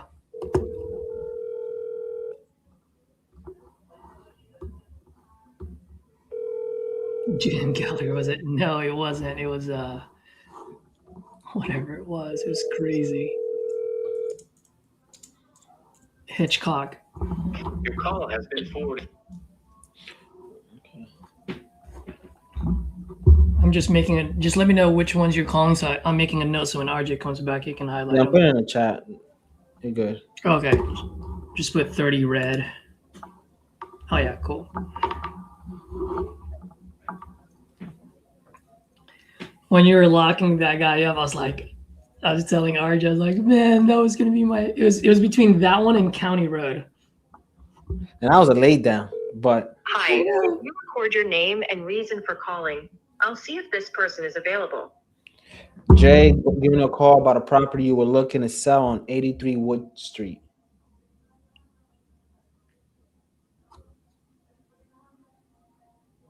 Thanks, Jay. Please stay on the line. Hello? Hi, am I speaking to Adriana?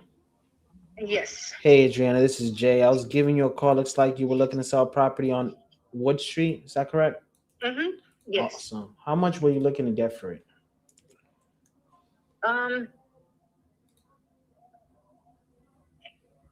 Anywhere from 80 to 100. 80 to 100. Okay. Tell me a little bit about what you got going on there. We just want to downsize. We rented it out for a while and they trashed it. We've moved back in trying to clean up a little room by room, but we're just done. We're just tired. It is an older property. It's a 3-bedroom, 2-bath, enclosed garage, has a laundry area. Sheetrock needs to be redone because, like I said, renters trashed some of it. But the plumbing was redone when we did the addition because the original house was 2-bedroom, 1-bath. We added a whole master suite, dining in the laundry room and enclosed the garage, and that was probably about 8 years ago, 7 years ago. Okay. Around there. Has a roof that's 10 years old, but it's a metal roof. Actually, no, it's about 8 years old, the metal roof, because we put it around the same time. It's a metal roof. The plumbing was redone at that time, so it's got PEX pipe, and we redid the electrical. So the electrical has been redone at that time as well. But it's just an older home, and the outside, the hardy plank was replaced about 8 years ago as well. Got it. Okay. And your goal here is to downsize. What does that mean? Downsize as far as property size? Sell the house. Yep. Sell the house, buy a travel trailer, maybe a small lot somewhere. Okay. And are you currently living there? I know you said that the tenants trashed it.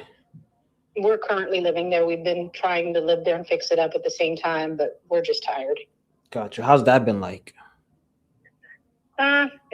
There's the addition or the enclosed garage is just jam full with stuff.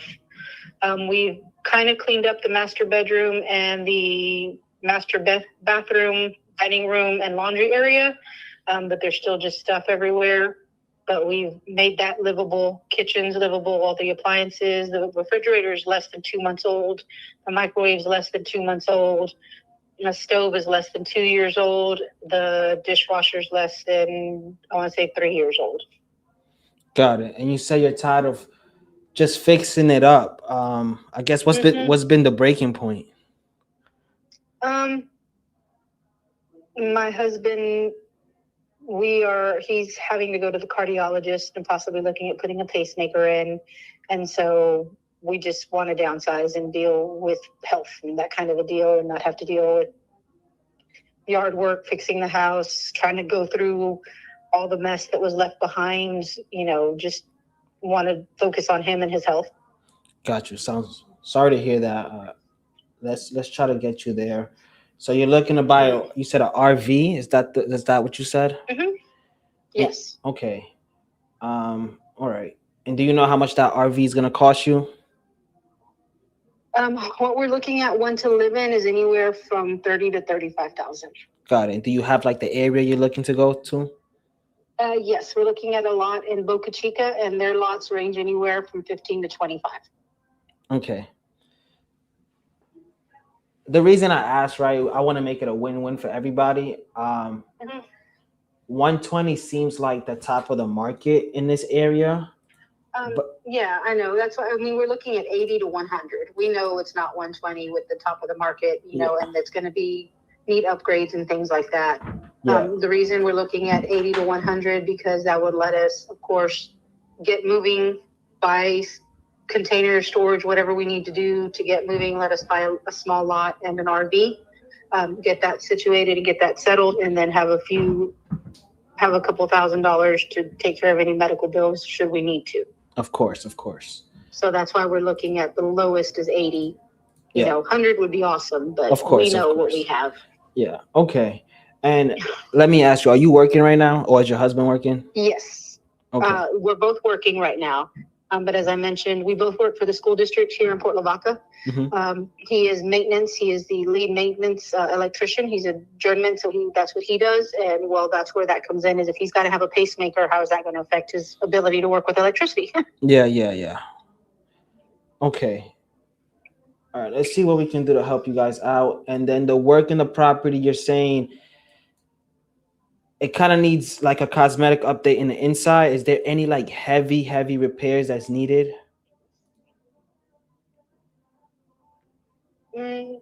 Not really. The only thing is cosmetically, but in the laundry room, I don't know what they did, but they pulled the sheetrock out of the laundry room down. So we have like insulation coming down from the laundry room.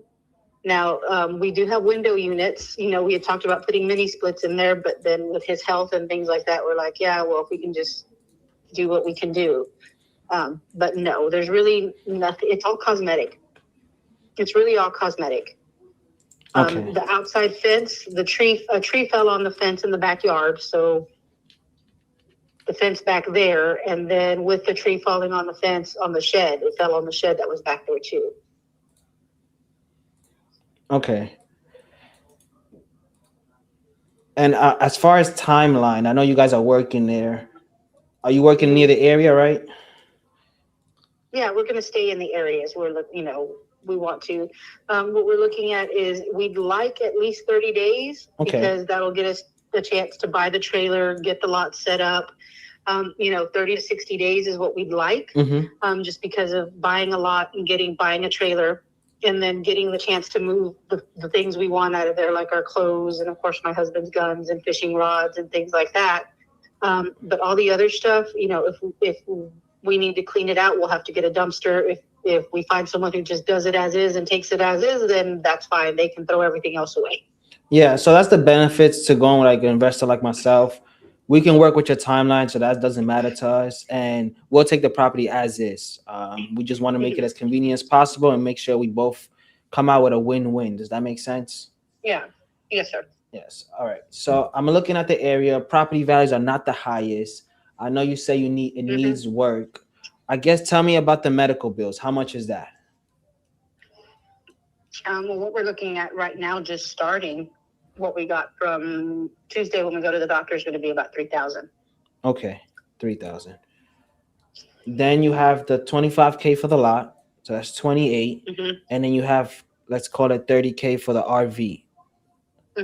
So we're right around 60. Obviously, you want money in your pocket to take care of yourself. And the reason I'm coming up with all this math is because 80 is just not going to work for an investor. Obviously, we're going to look to make money on the property, but we want to make it a win-win. So where we have to be at based on all that, and I'm trying to make it a win-win and help you out, we're going to have to be around 65, 70. Okay. I have to talk to my husband. Yeah. And in fact, I don't know. Go ahead. Could you call him? Yeah, we can call him. Let me get his name and his number. 1 second. What's his name? William Therick. And his number?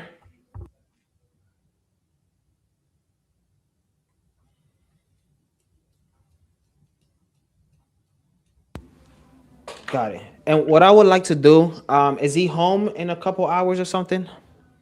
Yes. I probably want to call both of you guys at the same time so you guys can talk about it there, right?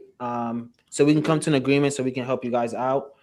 And then we go from there. Like, I don't want to put no pressure or anything like that. I'm going to call him. He's going to be, who's calling me? You know what I mean? Yeah. Yeah. So let's do that. What's a good time for me to call you guys? I don't want to interrupt dinner or anything like that. Actually, today I have to work a basketball game.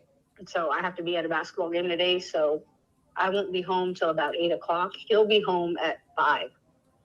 Okay. I will let him know you're calling. So you'd rather me just call him and then, okay, I can do that. Fine. And then is he available now or? He is at work right now as well. Okay. I'm not sure where he's at because he works for the school district, and so he goes to all the campuses to do work. Okay.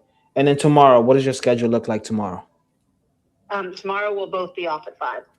Got it. All right. Let's schedule a time for tomorrow. I think that'll be better for everybody. So we can get like a game plan where everybody's taken care of, and then we'll go from there. Okay. That'll work. Perfect. All right. We'll talk tomorrow. Enjoy the rest of your day, Adriana, and we'll talk soon, okay? Okay. Thank you. All right. Bye-bye. Bye-bye. That was a absolutely fantastic call there, Jairo. Dude, that was a great call. I got everything out. I got everything. Everything. I got everything. Yeah. I just wish he gave me that objection before. Yeah. But I think they'll take the 70. I could have went deeper, but that's not what they need 70. Right. Listen, I think the numbers were accurate. I thought the way that you pulled out the motivation, the questions, really the way that you pushed on how your math was to make it a win-win situation. I think it came across as genuine, like you actually cared about it. And that's why she was willing to open up and actually share a lot. There was never a moment there where you asked an awkward question where she gave an awkward response. She gave a genuine response to each one of those. Yeah, well done. Well done. They were all asked at the right moments too. I mean, RJ, if you don't mind, like just 2 cents real quick for the folks that are watching. I mean, 2 major questions that Jairo asked there that was amazing was, what was your breaking point? And then, because that opened everything up, right? And then the other one was, you had no fear asking, what's that medical bill like? Right.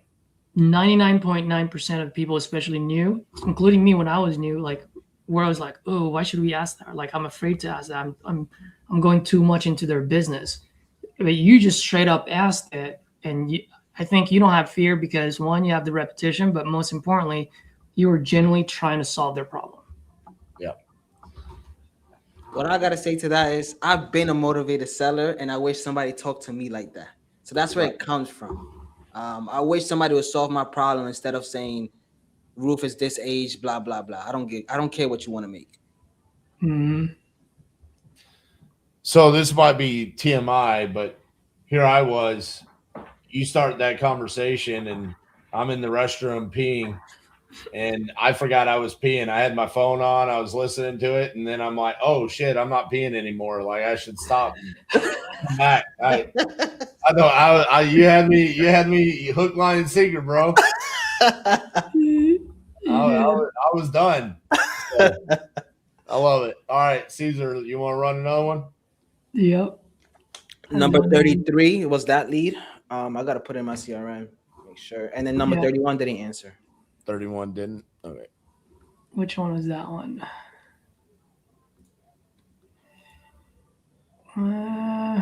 Who else can I call here? And then, what was that other lead that I... Bro, I mean, you could try that tired landlord in DC. I want it. That's what I was calling earlier, and RJ's like, you're a brave soul. That's what you said. At the time, that's not the one I would have picked. Okay, now it would be the one I would pick. I got you.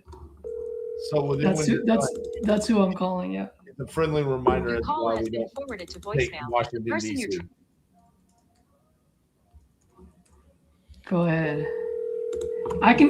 By the way, I can hear you guys on my AirPods, so you guys can keep talking. This is where my girlfriend will kill me. Take 0 notes. You gotta watch the video. You sound like me when I lock something up. Your call has been forwarded to voicemail. Why did you lock this up? I don't know, but it's on video. Go watch the recording. Danny's like, "What's the condition like?" I don't know, bro. I don't know. It happened about the 30-minute mark. What I do now is I just have a follow-up call the next day and just confirm with the conditions.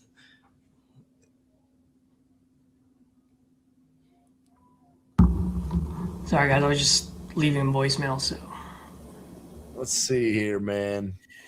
I'm gone. It always take one call to put me in that mode. Just because that other guy didn't sign that contract. Yeah. Because I messed up there a lot.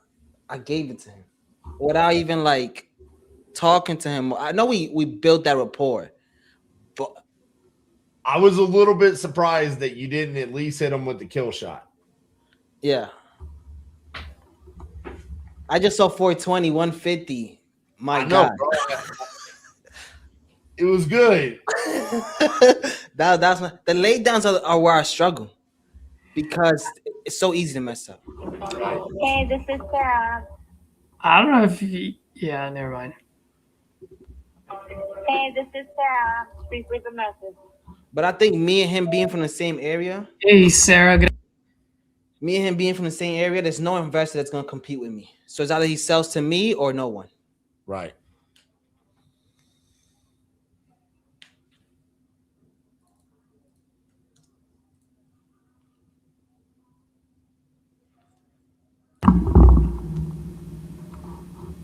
Caesar, call number 5.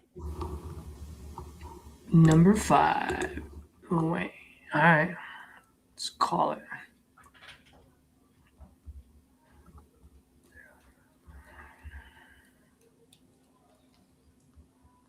Chris, these are property leads. Property leads, $30 nationwide exclusive.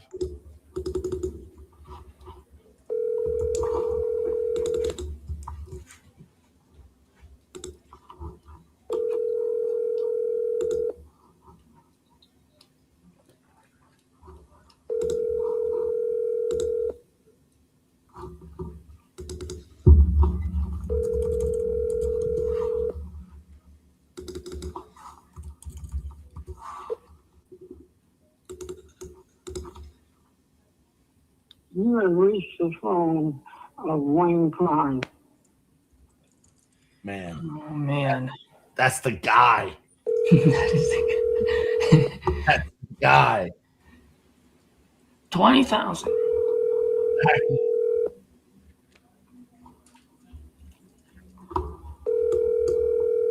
Come on, Wayne. Let's go. Wake up.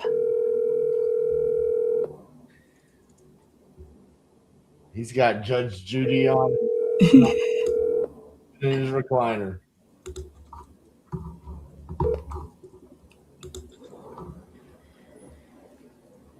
You have reached the phone. Leave a message. I'm just going to leave a message real fast. Hey, Wayne, good afternoon. Caesar here, calling about your property out in Warsaw. Give me a call when you get this. Looks like you're looking to sell this property. I'm always looking to buy out there. You can reach me at this number, 415.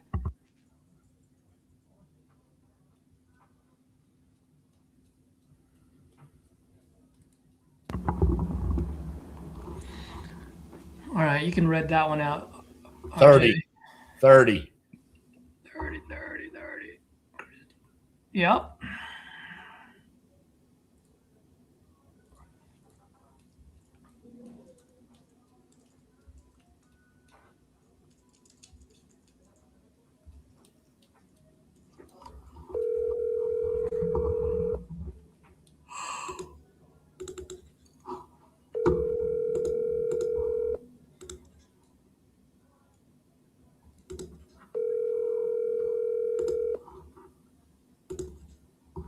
Your call has been forwarded to voicemail.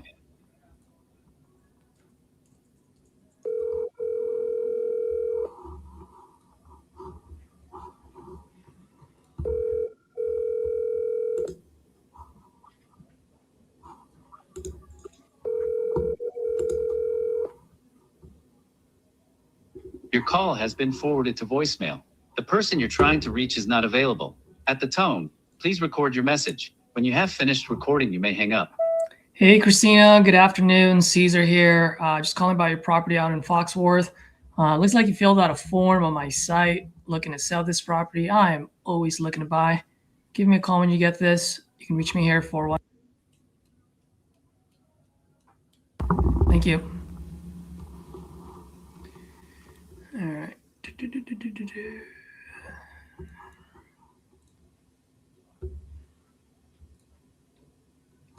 I'm just gonna go for the ASAPs.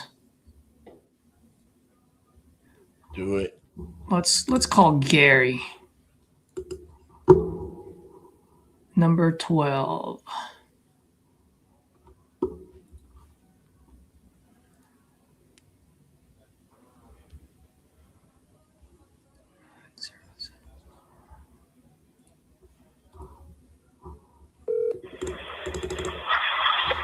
Hello?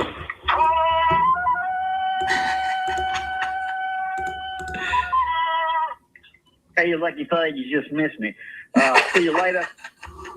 Oh my gosh. What a great voicemail. I know. All right, tell him.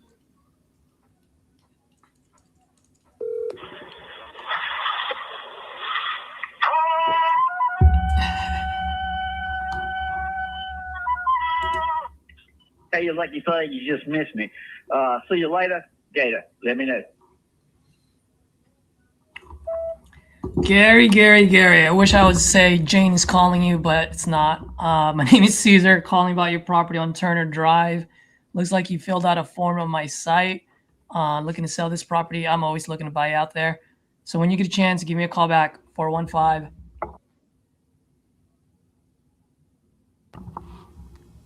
Yo, Caesar. Yeah. This is just advice. You don't take it. You Try can to, read it. Go ahead. try to your voicemail say, see how I can help you out. Not that you're looking to buy. Does that make sense? Make them come Absolutely. Absolutely. I like that. I'm doing that right now on Dennis. to you. Yeah. Everybody says I'm looking to buy. Great call out, man.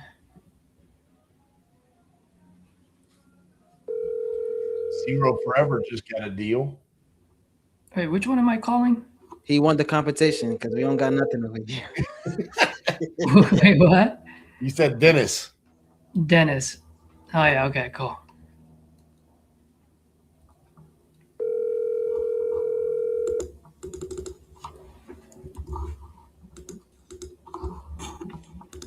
Sorry I missed your call.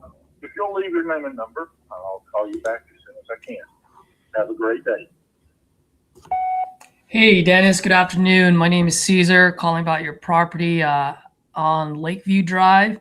Looks like you're looking to sell this property, and I'm always looking to buy out there. But give me a call and see if I can help you out here. You can reach me here at 415-40.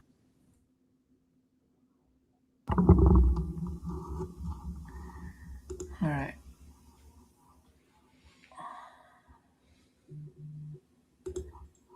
Elaine sounds like a nice. Oh no. All right, I already said it. I'm gonna call Elaine.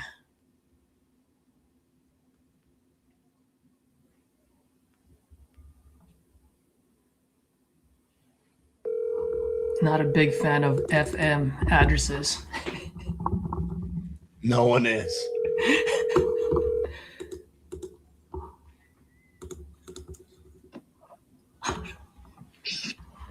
Hello? Can I help you? Yes, may I speak with Elaine? This is she. Hey, Elaine, good afternoon. My name is Caesar, and I'm calling about your property out in Groveton. Yeah. Looks like you're looking to sell this property. You still looking to sell? Yeah, I am. Great. How much are you looking to get for this one? I got a house and plus 0.11 acres that goes with it. 4-bedroom house. I was asking $700,000 for it. That's what I was asking for it. I was asking a little bit more, but I dropped it down to $700,000. Wow, what happened? Did you have it on the market or? No, I didn't put this. This is the first time I'm even trying to sell it with the land that goes with it. So I was just like trying to, I don't want to ask a whole lot, go too much on it. You know what I'm saying? Mm-hmm. So that's why I'm asking. Like I said, it's a 4-bedroom, 3.5-bath house with a pool, and it's got 2 shops, 2 big shops, and then 2 small shops that goes with it, and it's got 0.11 acres that goes on the side with it. Okay. And by the way, maybe I missed something here, and I apologize if I did, but I'm looking online right now, and it looks like you had it on the market like from September I just had my house and 5 acres on there at the time. Okay, and now you're adding a 0.11, or did you say you're adding another 11 acres on top of it? It's 0.11 acres total all together. Okay. So on those, the months that you had it on the market, what type of feedback did you get? Well, the market was slow. My realtor even tried to tell me not to put it on the market at the time, and I didn't listen. I went ahead and put it on there, and I didn't have but 1 or 2 people that even looked at it at the time, you know? Mm-hmm. That's when the market was slow. This is back before, let's see, I took it off the market in November. So, yeah, this was like 6 months prior to that. Yeah. By the way, Oh, I'm sorry. Go ahead. Yeah. So, but I know what it's worth. I know what just my house is worth. I got the CAD off in Trinity County, the county I live in. I got that, and just my house alone is $403,000 just for the house. When you say that it's worth $403,000, what do you mean by that? I'm sorry? When you say it's worth $403,000, is that, what do you mean? Did you get that from Zillow or? No. I said it's the house itself is appraised at $4,300, just the house, not including the land. And I got that off of the county CAD page, whatever you call it. It's where the taxes and all that stuff. You know, it tells you how much it's worth and stuff. I could send a picture of it if I need to. Okay. And if you don't mind me asking, what got you looking to sell this property? Well, me and my husband bought this property in 2012. He died in 2021. I got a lot of memories there. And the house is too big. At the time when we bought it, we had my grandkids and stuff living there with us. And so now it's nobody but me and my son. My son's leaving next 2 weeks for Katy, Texas. So it's only going to be me. And I done found another place that I want to downsize. Ooh, nice. Where is this at? In Groveton. In Groveton as well. How much? How much of that house? They want $399 for them, but they don't. That's not what I'm saying. I'm giving them for it. Yeah. No, I got you. You know. Yeah. So, yeah. I mean, I'd love to help. It's just the price point that you're asking for is about retail price, and as an investor, it's just gonna be a little tough for me to buy any properties at retail because then it doesn't leave me any meat on the bone. You know what I mean? Yeah. Well, I'm open for offers on it. Yeah. know? Well, I mean, let me ask you this. And by the way, I'm so sorry for your loss, and I've never lost a spouse before, but I got to see my mom when she lost my dad a few years ago, so I can kind of understand. Yeah. I mean, I know you mentioned that you want to get out of there because it's a much bigger house and gives you a lot of memories. I mean, at this point, I mean, are you looking for the maximum value, or are you looking more for speed and convenience so that you can just put this behind you and off to your new house? A little bit of both. You know, like I said, if I don't have to sell the 0.11 acres, I can keep that. I can sell 5 acres with this house, and then I'd be asking just for the house and 5. Awesome. How much were you looking to get for it? I'd like to try to get at least 220 out of it. 220. All right. Well, tell me a little bit about what you got going on. What do you want to know about the house itself? Everything. You know, the house. Why are you looking to sell? How you came up with? You want to relocate? The reason my health isn't very good, and I want to go closer to my family up in Pennsylvania. Gotcha. All right. How'd you come up with 220? Well, the realtors had looked at the house here back in September. I had a realtor come in and appraise it, and he says that I could probably do anywhere from 250 to 275. Okay. In its current condition? In its current condition. Okay. Did they tell you how much it would be worth if you fixed it up? No, because I wasn't even interested in that. Gotcha. When you say your house isn't very good, what do you mean by that? I never said my house wasn't very good. Oh, I thought you said it needed like a little bit of work and it wasn't very good. I'm sorry. It does need a little work. I have not done much to it other than put a new air conditioning system in it since I bought the house. The house has really never been lived in up until the last 5 years. I was a truck driver and I had a stroke out on the highway. It was only ever used more or less to store my furniture because I was out on the road for 2 to 3 months at a time, and I would come home for a week, you know, spend a week here, or else I would go to Pennsylvania during the summertime and and stay at my brother's place up along Lake Erie. Gotcha. So I really never spent much time in the house itself. I mean, it can use a paint job on the outside, which is normal for any house. It has carpeting the whole way through it, but I have tongue and groove hardwood flooring in my garage setting to put in here. My health is failing, and I just not have a chance to do anything to it. It has two bathrooms, two full complete bathrooms. The shower stall in the master bedroom, the towel on the bottom of the floor has a couple cracks in it. Other than that, that bathroom is fine. This other bathroom that is out here, it's perfectly fine. Nobody ever uses it unless somebody comes and has to go to the bathroom and go in there. It's never been used. The kitchen is a large kitchen. It has lots of covered space, big counter. It's like a wraparound kitchen.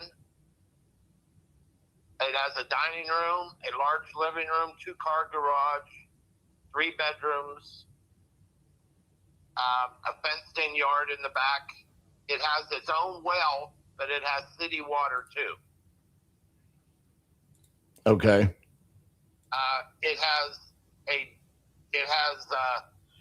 septic tank to it, and the drain field was just redone when I bought it.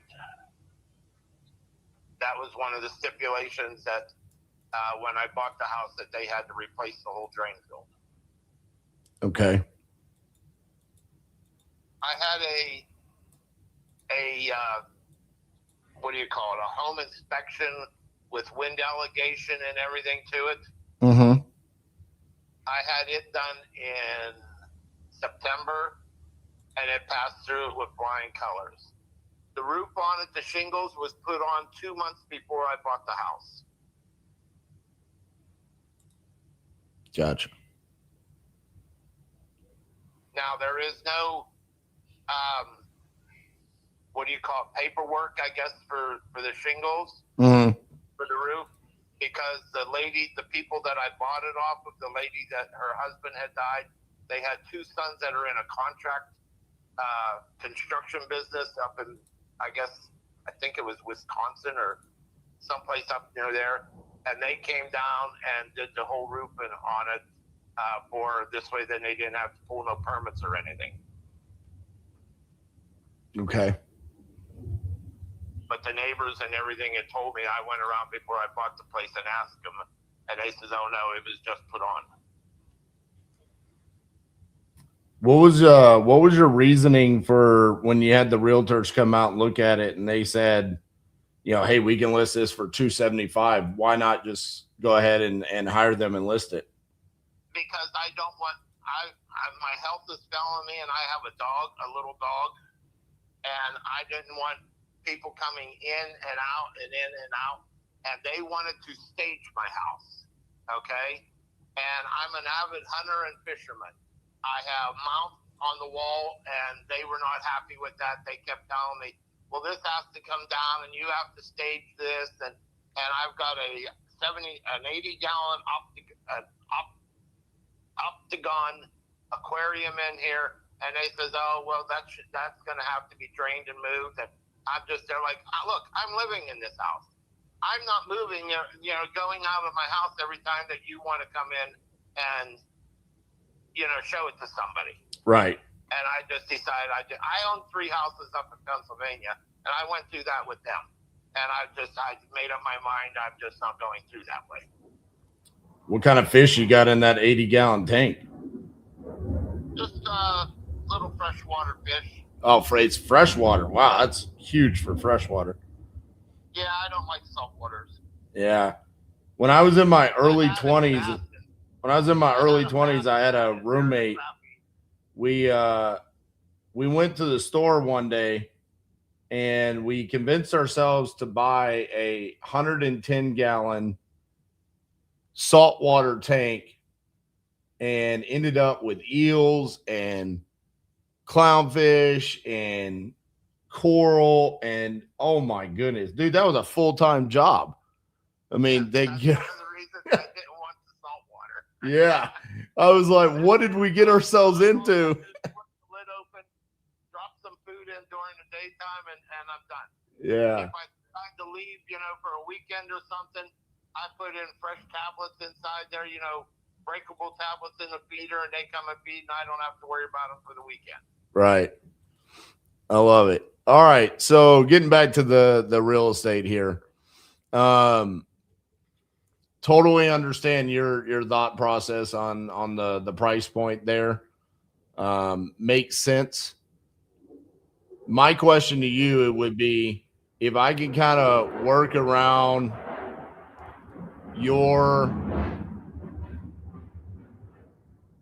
home life with the dogs and the fish and all of that, and kind of work also around your timeline of moving, are you flexible on that? Because I don't know that 220 is going to work for me as an investor. You mean you want to sell it as a realtor? No. I want to buy it, but I need a better price. What kind of a price are you looking at? Let's assume we are somewhere in the range of $30,000 to $40,000 off. You're looking at 180,000. Maybe. I'm looking at all the comps in the area right now, and I'm trying to see what I could do. I've got multiple plays where I could either come in and rehab it, and once I've rehabbed it, what would that be worth? And then I've got to calculate how much it would cost for me to rehab it and all that. The other play would be I don't do anything and just list it on the market like those realtors were saying, where 250 to 275. 275 makes it a little bit better, but I also see quite a bit that leads me closer to that 250 number. Which at that point in time, I would, even if 275 was the number, I would be in the 190s.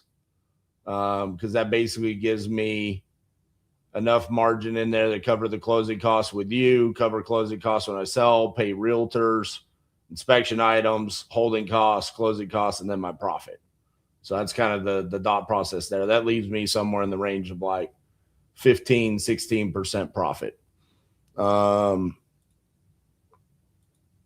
So that, yeah, I have to come closer. I mean, I can come down some, but I'd have to come real close to at least 200,000 in order to purchase another home, and my moving costs and everything of going up north. gotcha. Let me ask you this. Do you need the money from this to move? Yes.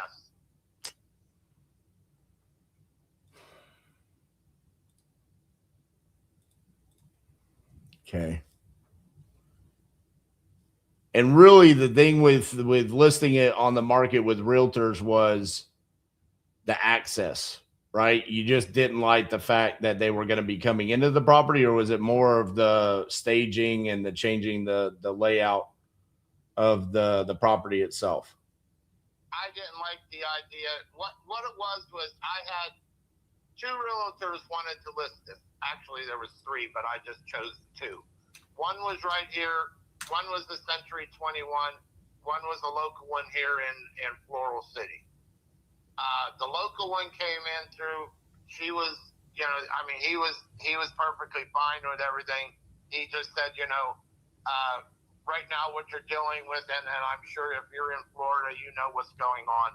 We're getting a lot of people from up north, out of New York and everything that's coming down.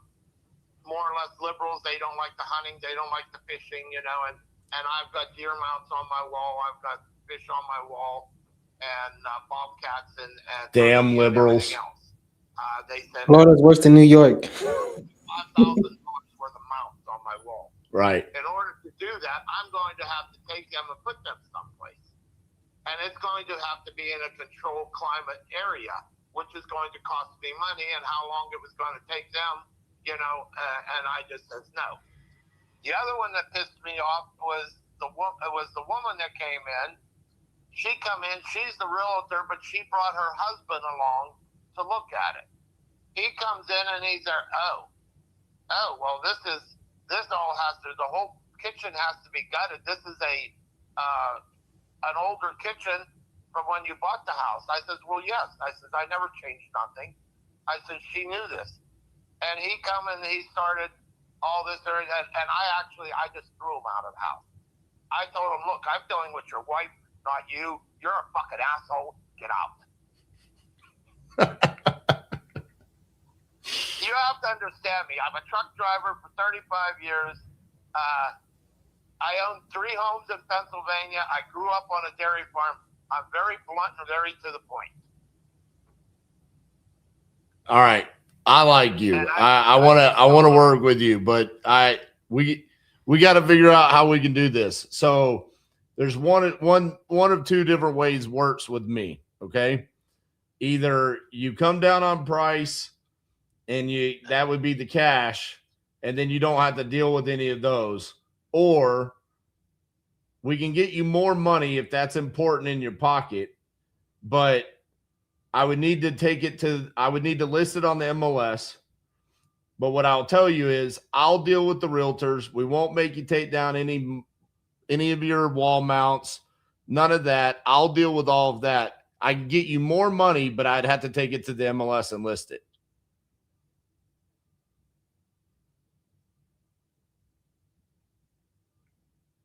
So it would take more time. You're going to get more money, and it would have to be listed. So you'd still have to deal with showings, but you wouldn't have to deal with all the realtors. I'll deal with that.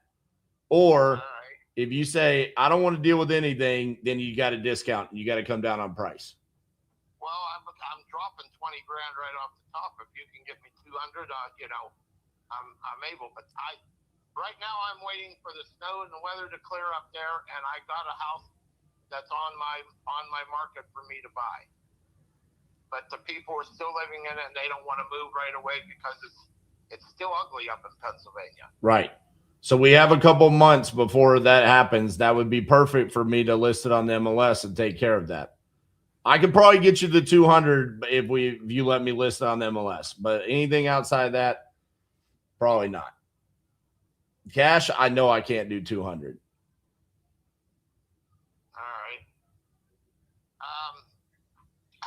Sending me your information. Let me think it over the weekend here and find out and call them and find out whenabouts that they're ready to move out, because it's a friend of mine and he's a state trooper and his wife's a pharmacist, and they want to move out of their house. And I know the house.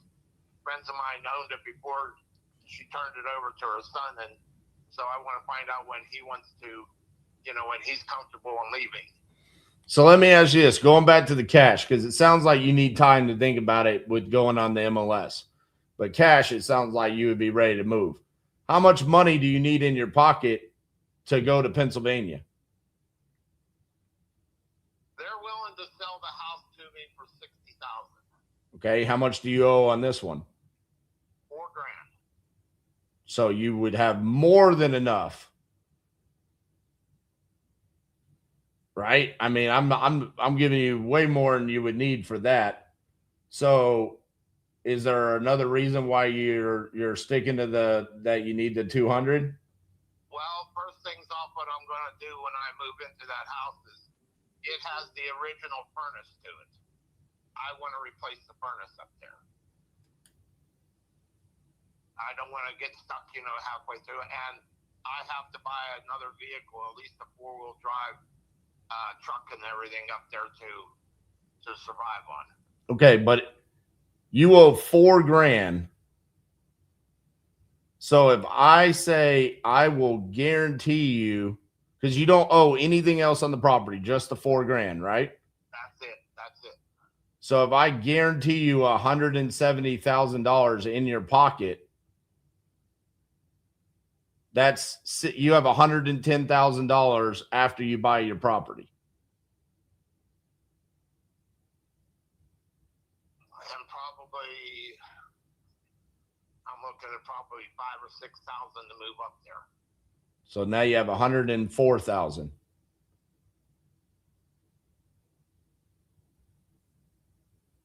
and we can close on your timeline. So you can wait until those people in Pennsylvania are ready to close. All right.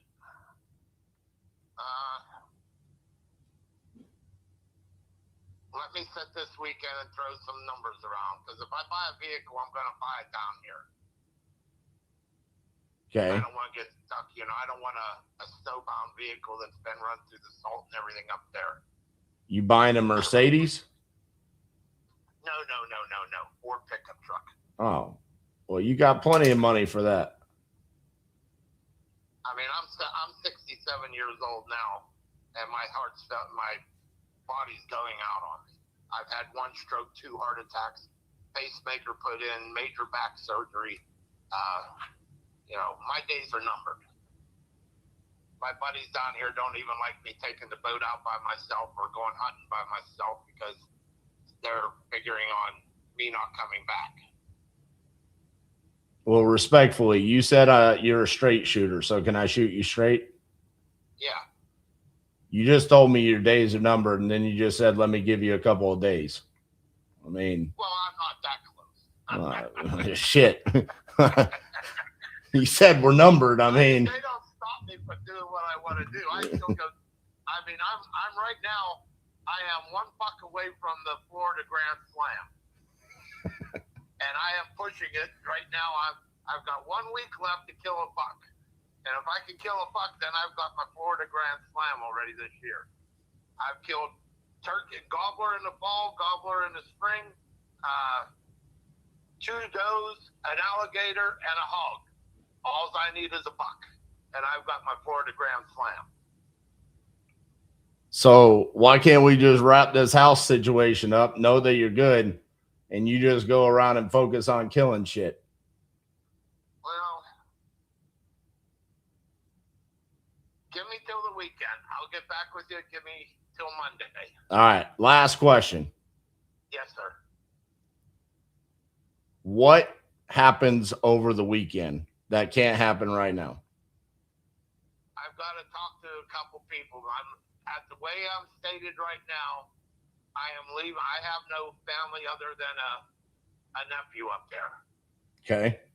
That's going to look out. I have everything willed, this house and everything that I own willed to a friend of mine down here. He's like 35 years old, 36 years old, and owns his own business and that. I want to talk to him about it, because his thoughts of it is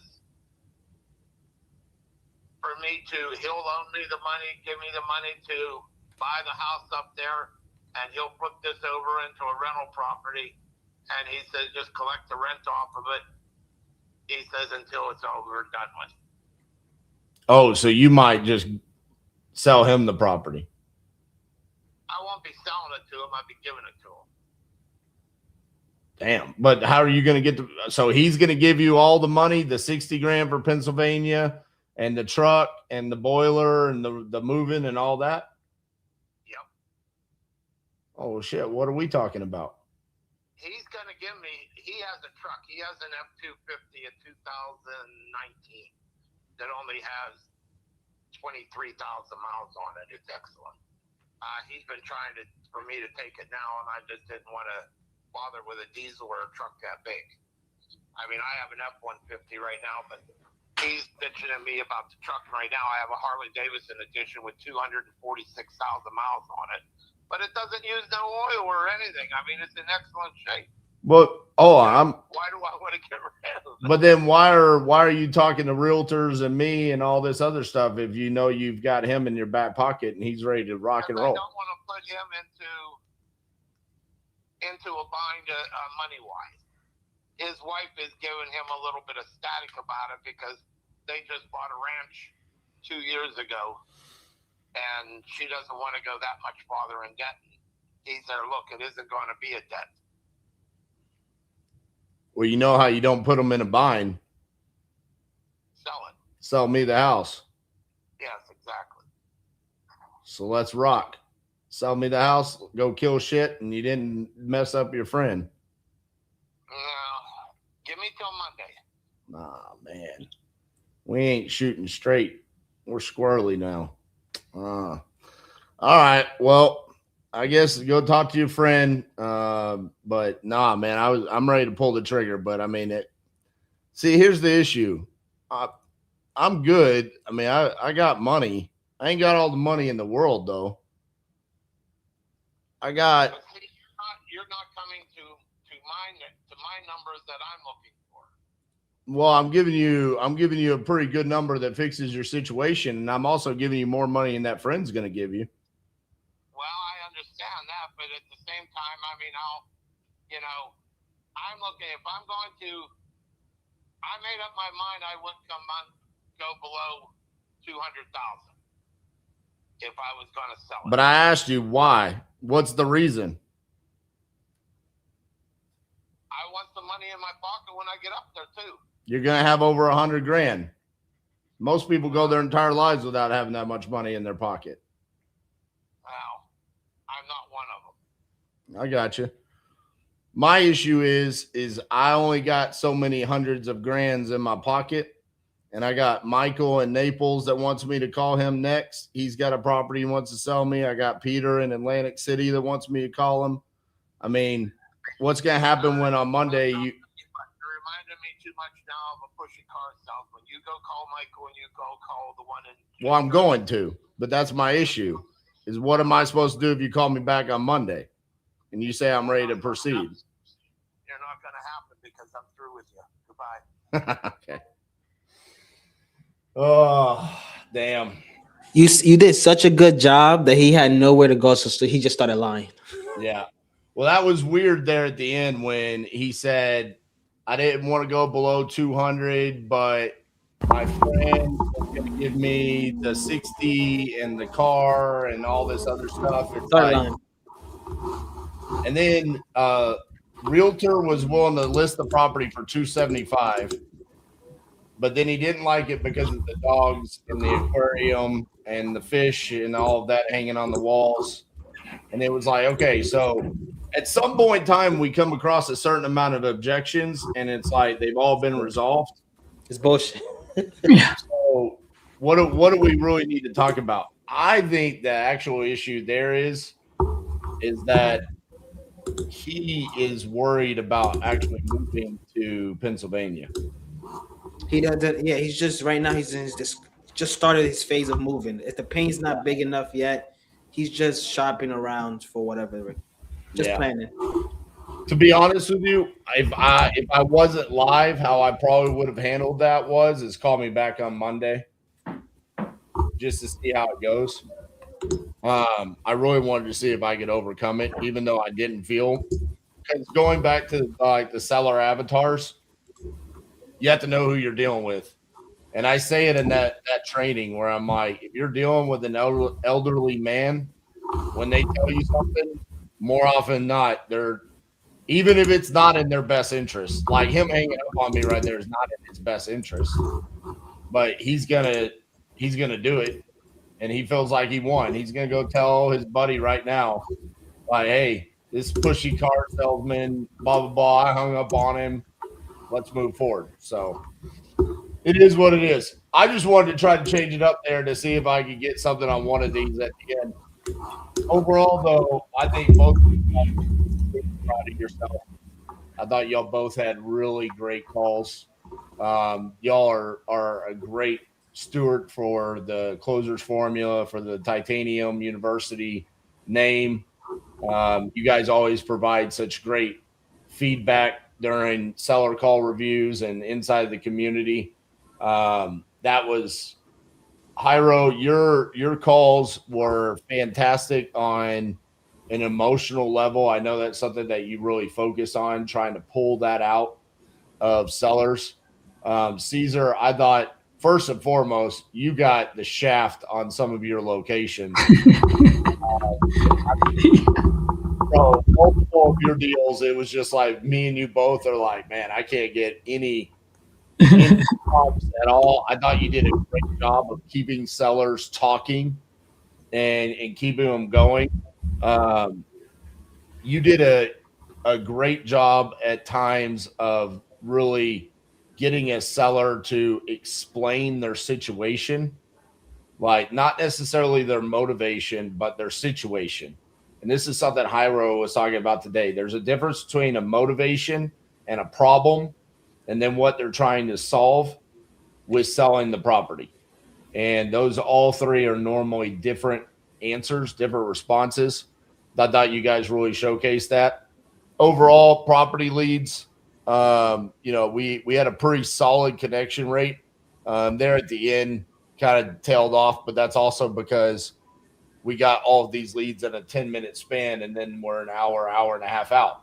Time kills all deals, right? Yep. You don't get 40 leads in 1 minute, right? That's not how you ever want to buy your leads. So it does kind of naturally happen on these lives later on. But overall, I can tell you this.